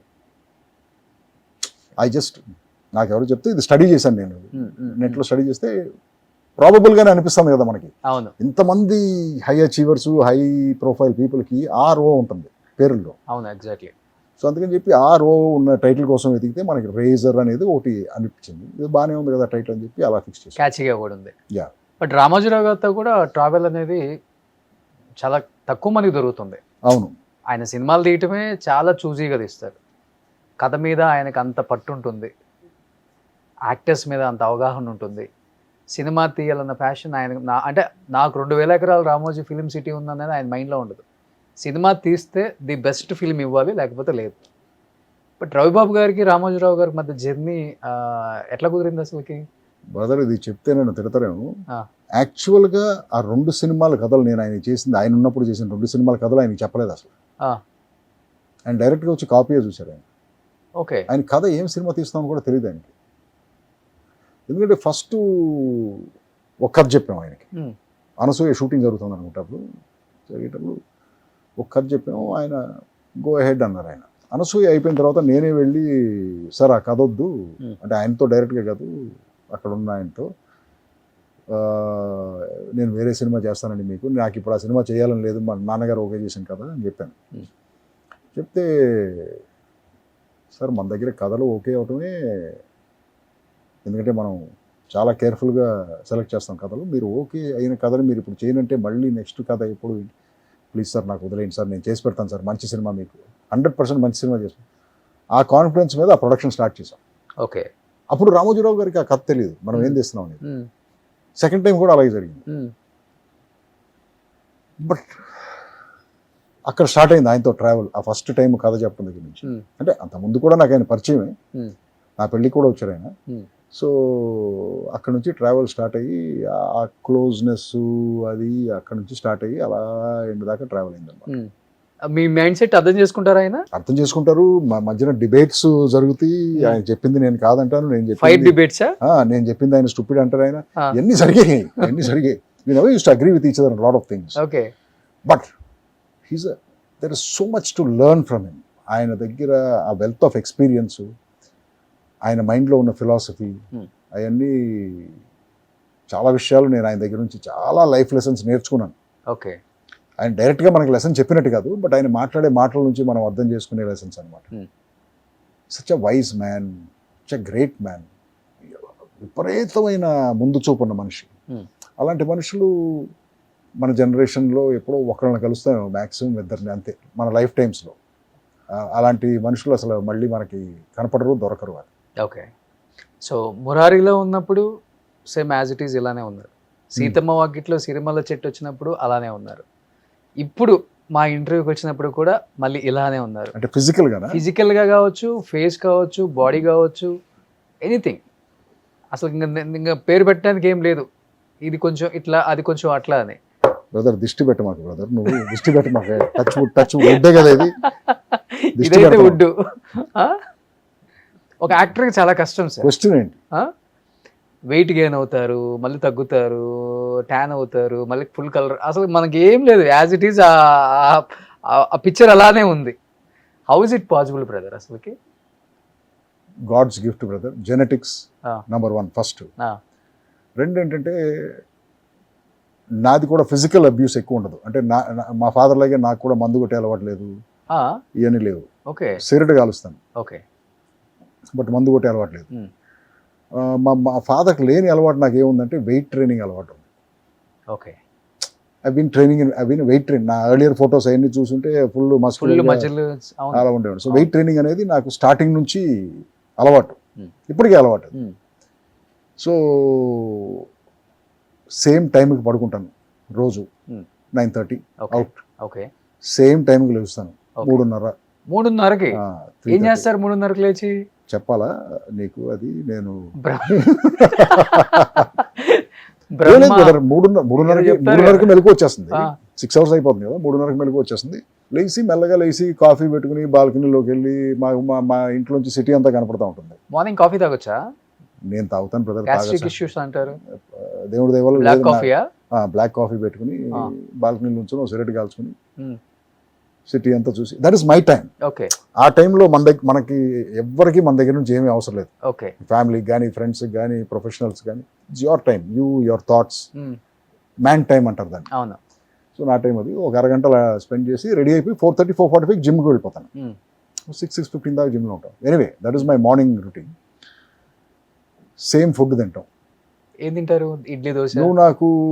నేను ఒక 12 సంవత్సరాలు చెప్పాను కదా, సేమ్ బ్రేక్ఫాస్ట్ తిన్నాను, egg white omelette. Early morning. చేసే వాళ్ళకి బోర్ కొడుతుంది కానీ నాకు బోర్ కొట్టదు. సో ఇలాంటి విషయాల్లో చాలా డిసిప్లిన్గా ఉంటుంది. ఇది సేమ్ ఫుడ్ తింటాం, సేమ్ క్వాంటిటీ ఆఫ్ ఫుడ్ తింటాం. ఎగ్ ఆమ్లెట్స్ ఒక 2-3 వాట్ ఎవర్ ఏం తిన్నా మరి రఫ్గా అదే క్వాంటిటీ. సేమ్ టైంకి పడుకుంటాం, సేమ్ టైంకి లేకపోవటం, ఎక్సర్సైజ్ చేయటం. ఇంతకు మించి నేనేం చేయట్లేదు. రైస్ తింటారా? అన్నీ తింటాను. ఆఫ్టర్నూన్ అన్నీ తింటాను. ఇప్పుడు రైస్ తిన్నా అదే క్వాంటిటీ తింటా ఉంటాం రోజు. Okay. So it's the same thing. But కాకపోతే ఏంటంటే ఎక్సర్సైజు, రెస్ట్ కన్సిస్టెంట్గా ఉండటం వల్ల, ఇప్పుడు నువ్వు అన్నీ కాన్స్టెంట్గా ఉంచావనుకో చేంజ్ ఎక్కడ వస్తుంది? నీకు రాదు కదా. ఇప్పుడు ఇదే బాడీని, నీ లైఫ్ స్టైల్ని ఎర్రాటిక్గా పెట్టావనుకో, రాత్రి 11ంటికి బిర్యానీ తింటున్నావు ఒకరోజు 6ంటికే తింటున్నావు, ఇలా నీ బాడీ కూడా ఎర్రాటిక్గా బిహేవ్ చేసి దాని ఇష్టం వచ్చినట్టు అది పని చేయడం స్టార్ట్ అవుతుంది. అది. బట్ లేట్ నైట్ షూట్స్ ఎక్కువ ఉంటాయి కదా, చాలా వరకు చాలా వరకు అవాయిడ్ చేస్తాను కదా. ఓకే. చాలా వరకు అవాయిడ్ చేస్తాను. బికాజ్ అవసరం కంపల్సరీ అనుకుంటే చేస్తాం అనుకో, అది వేరే విషయం. కానీ బట్ ఒక్క నైట్ మేలుకుంటే, ఫుల్ నైట్ మేలుకుంటే మనకి తర్వాత 4-5 నైట్స్ ఇరిటేటింగ్ రోజులు పోతాయి, డేస్ అంతా గ్రాగీగా ఉంటాయి. ఓకే. సో మీ ప్రపంచం ఏంటి? ఇంకా సినిమా, ఇల్లు, అంతే. నో ఫ్రెండ్స్, నో ఫ్రెండ్స్ ఉంటారు, పార్టీస్ ఉంటాయి, బట్ ఎర్లీ ఎగ్జిట్ ఉంటుంది. పార్టీకి వెళ్తారా మీరు? వెళ్తాం, ఎవరిని పిలిస్తే వెళ్దాం. ఫ్రెండ్స్ ఇంట్లో ఎక్కడో పార్టీ జరిగితే వెళ్తాం కదా. అదే నాకు ఏ ఫంక్షన్ లాగా అనిపించలేదు. Cinema functions, cinema function, cinema వాళ్ళ పెళ్ళిళ్ళకి పిలిస్తే వెళ్తాను బ్రదర్. అంటే నాకు కొన్ని రూల్స్ ఉన్నాయి బ్రదర్. నాకు ఎవడన్నా పెళ్ళికి పిలిస్తే హార్ట్ఫుల్గా పిలవాలి. నిన్ను ఇంటికి వచ్చో లేకపోతే ఎక్కడో కలిసో, బ్రదర్ తప్పకుండా నువ్వు ఇంటికి రావాలి, పెళ్ళికి రావాలి అని ఏదో ఆ పర్సనల్ టచ్ ఉండాలి. ఓకే. ఈ మధ్యన చెత్తనాయాళ్ళందరూ తొక్కలో ఒక వాట్సాప్ మెసేజ్ ఒకటి పెడతారు.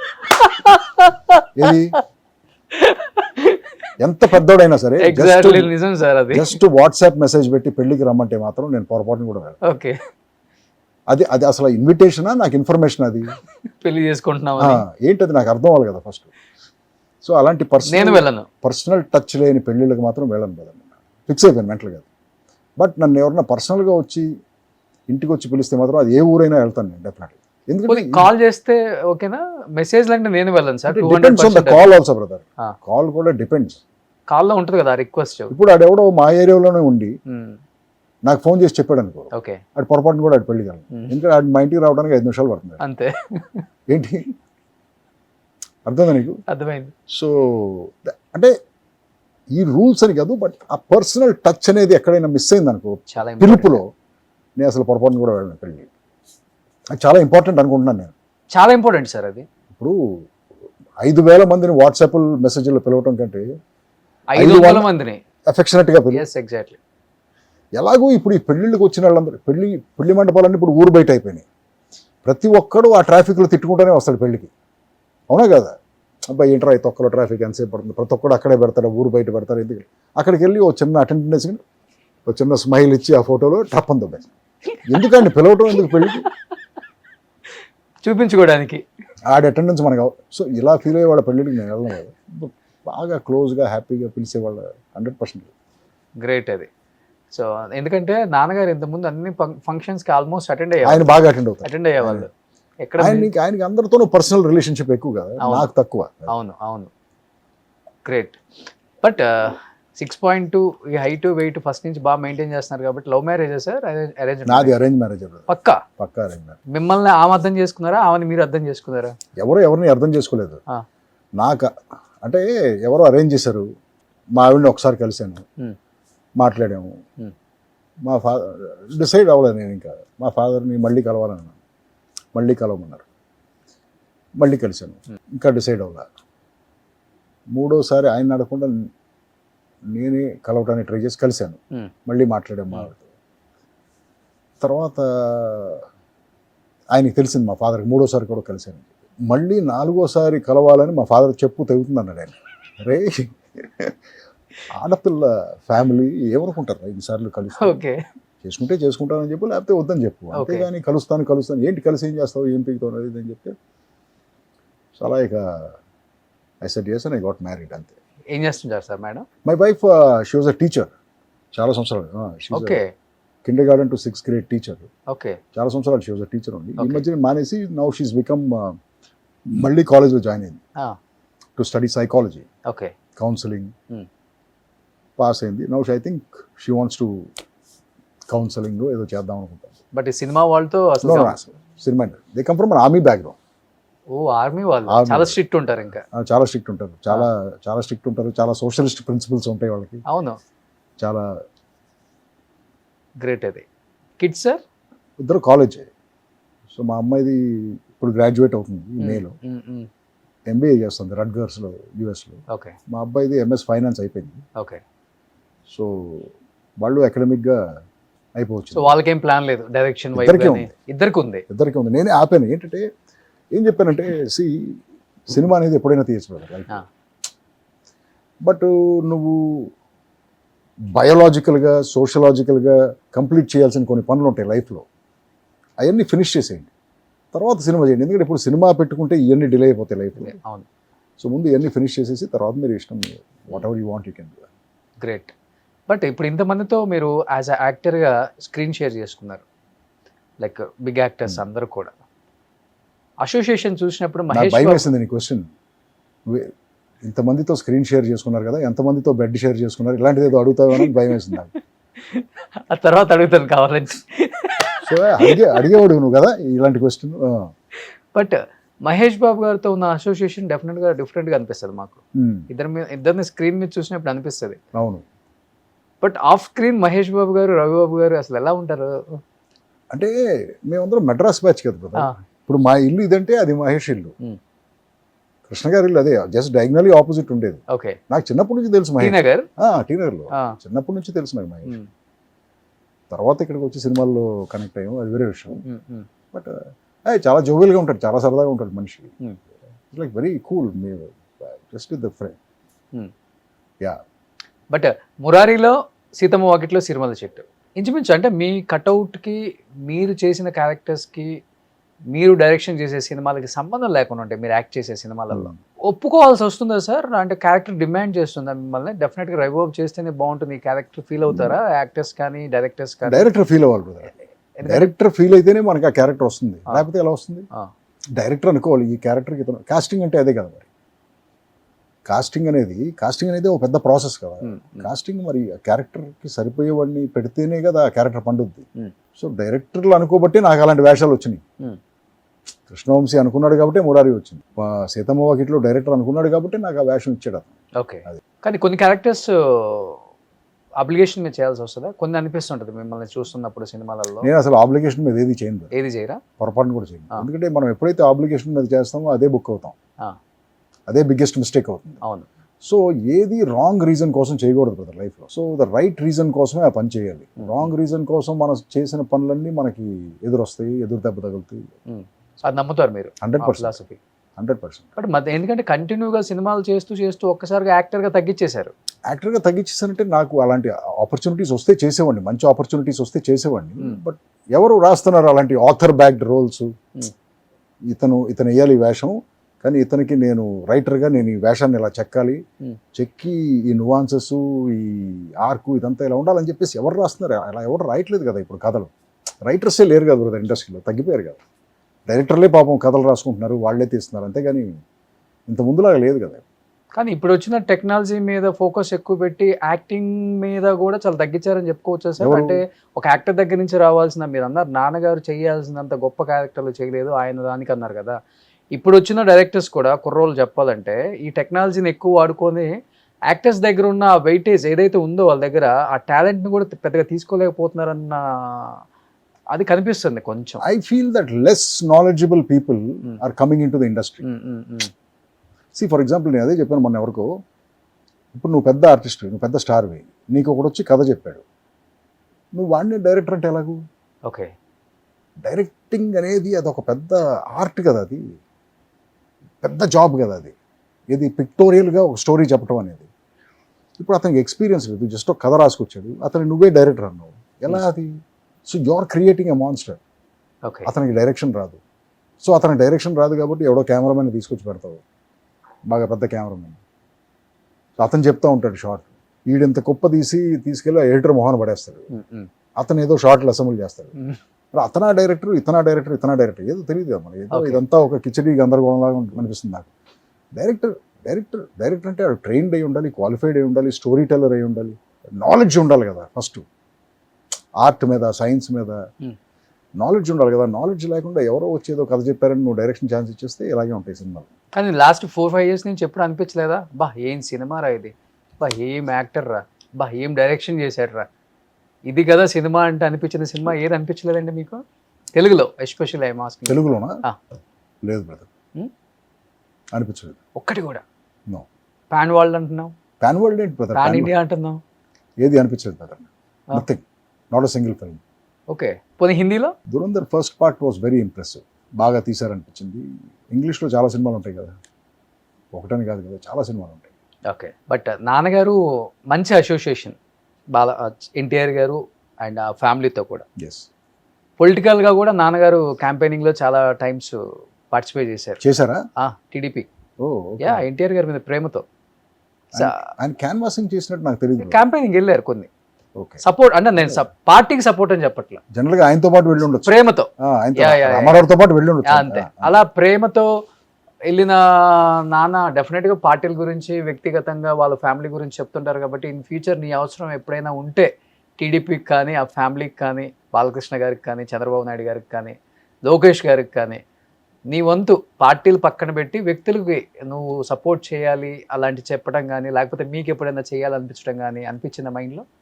అసలు ఎప్పుడు లేదు బ్రదర్, నాకు అసలు ఆ పొలిటికల్ ఇంక్లినేషనే లేదు బ్రదర్. మా ఫాదర్ కూడా ఎప్పుడు నాతో ఇలాంటి విషయాలు డిస్కస్ చేసేవాడు కాదు. ఇప్పుడు ఆయనకి నిజంగా పాలిటిక్స్ అంటే ఇంట్రెస్ట్ ఉంటే రామారావు దగ్గరికి వెళ్ళి ఏదో పోస్ట్ తీసుకుని ఆ పొలిటికల్ ఫ్రెటర్నిటీలో తిరిగితే ఉండేవాడు కదా. ఆయన చేయలేదు కదా పని. జస్ట్ బేసిక్గా ఆయనకి ఏంటంటే మనిషి అంటే అభిమానం, and that should not be encashed.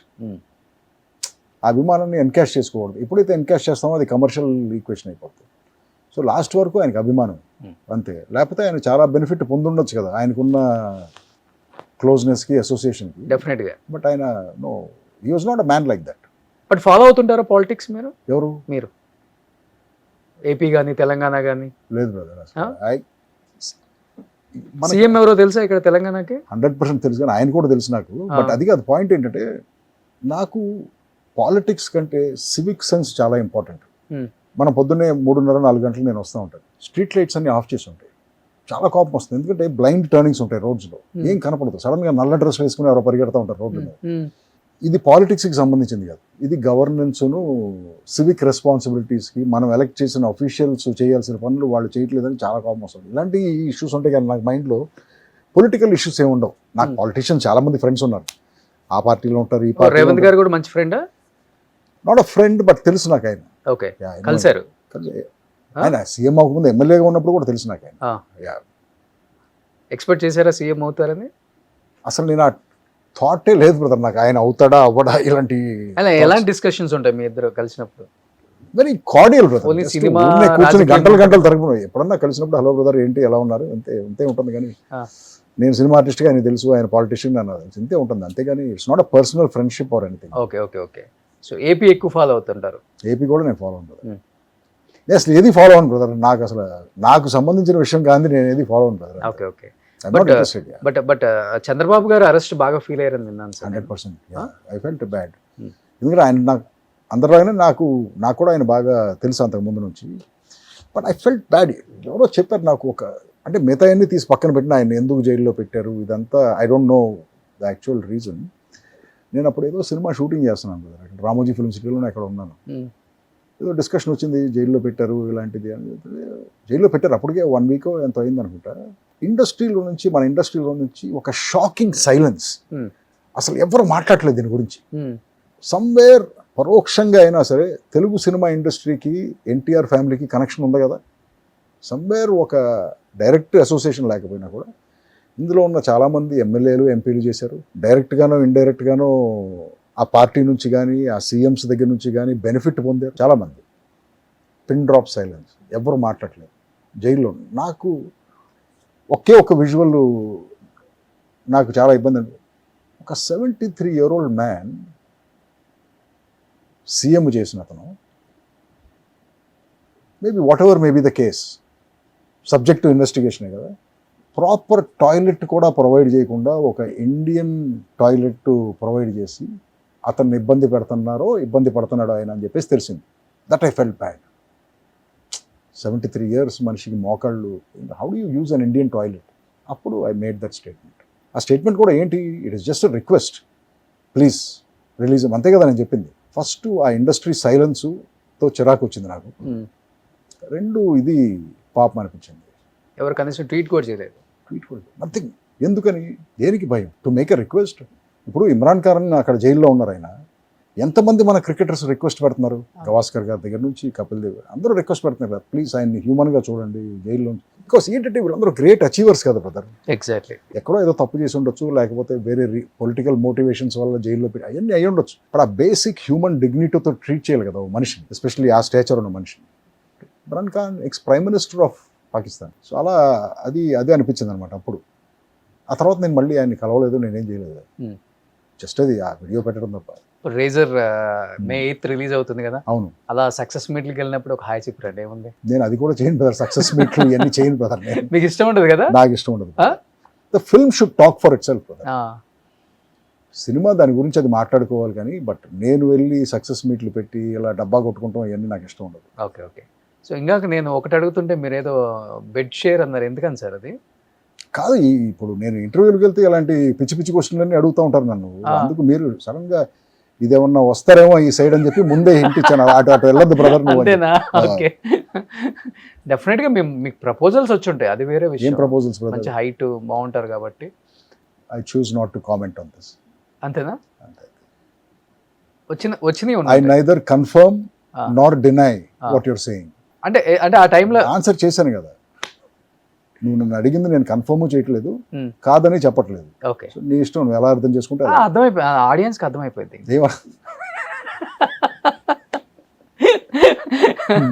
So anyhow, first of all thank you Ravibabu గారు. ఎందుకంటే చాలా ఇయర్స్ తర్వాత మాకు కావాల్సిన, అంటే ఇలాంటి సినిమాలు మేము మిస్ అవుతూనే ఉన్నాం. ఎస్పెషల్లీ రవిబాబు గారు ఫిలిమ్స్ అంటే ఒక సపరేట్ ఆడియన్స్ బేస్ ఉంటుంది ఎక్కడైనా కానీ, ఏపీఆర్ తెలంగాణ అండ్ వేరే స్టేట్స్లో ఉన్న తెలుగు వాళ్ళు కావచ్చు, ఎవరైనా కావచ్చు, ఇలాంటి సస్పెన్స్ హారర్ వాళ్ళందరూ కొంచెం ఓపిక చేసుకుని మే 8వ తారీఖున వచ్చి నా సినిమా చూస్తారని చెప్పి ఐఎమ్ హోపింగ్. ఎందుకంటే మీకోసం తీసిన సినిమా అనేది చాలా కష్టపడి తీసాం.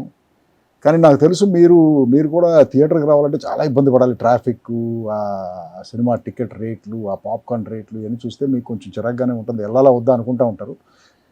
కొంచెం నా కోసం ఓపిక చేసుకుని మీరు థియేటర్ దాకా వచ్చి ఆ సినిమా చూస్తే డెఫినెట్గా సాటిస్ఫై అవుతారు. మే 8. అందరూ అడుగుతారు మే 8వ తారీఖున ఎందుకు చేస్తున్నారు సార్ మీరు అని చెప్పేసి. మే 8వ తారీఖు యాక్చువల్గా నాకు మే 1నే చేద్దాం అనుకున్నాను. ఓకే. కానీ అప్పుడు ఏదో ఒక పెద్ద సినిమా వస్తుందని చెప్పేసి నాకు ఆ డేట్ కన్ఫర్మ్ చేయట్లేదు డిస్ట్రిబ్యూటర్స్. ఎందుకంటే ఆ మే 30వ తారీఖున పెద్ద సినిమా అది ఏమో రాదు పెట్టదు. చాలాసార్లు ఈ పెద్ద సినిమాలు ఒక డేట్ అనౌన్స్ చేస్తారు. దానివల్ల ఏంటంటే ఈ చిన్న సినిమాలందరూ సర్దుకోవాల్సి వస్తూ ఉంటుంది. వీళ్ళు సర్దుకున్న తర్వాత ఆ సినిమా డేట్కి రావట్లేదు అంటారు. సో సేమ్ ఇలాగే ఈసారి కూడా జరిగింది. జరిగితే అప్పుడు నాకు ఓపెన్ అయిన డేట్స్ ఏంటంటే మే 1 ఒకటి, మే 8 ఒకటి, మే 15 ఒకటి, ఇలా ఈ మేలో ఉన్న డేట్స్ అని ఓపెన్ అయింది. సో నేను లక్కీగా కుదురుతుంది కాబట్టి మే 8 చూస్ చేసుకున్నాను. మే 8 మా ఫాదర్ బర్త్డే. మే 8 చలపతిరావు కదా. మే 8 మా ఫాదర్ బర్త్డే. సో అందుకని ఆ డేట్ చూస్ చేసుకుని ఆ రోజు రిలీజ్ చేస్తున్నాం ఆ సినిమాని. సో ఫుల్ సస్పెన్స్ అన్నమాట. సస్పెన్స్ కాదు brother, it's action thriller but ఎంగేజింగ్గా ఉంటుంది. ఓకే. స్టార్టింగ్ సీన్ నుంచి ఎండింగ్ సీన్ దాకా బాగా ఎంగేజింగ్గానే ఉంటుంది సినిమా. సో డెఫినెట్గా మే 8న వస్తున్నారు కాబట్టి సార్ కనీసం ఇయర్కి ఒక సినిమా తీయండి సార్. ట్రై చేస్తాను బ్రదర్. మీరు ఇలాంటి సినిమాలు తీయండి చాలు. సినిమా ఇండస్ట్రీలో గొప్పతనం ఏంటంటే మనం అనుకున్నది ఏది జరగదు.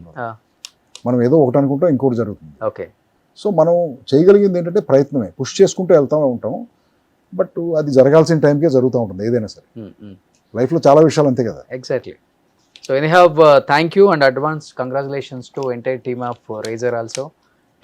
ఆల్రెడీ ట్రైలర్ అయితే నెక్స్ట్ లెవెల్ ఉంది.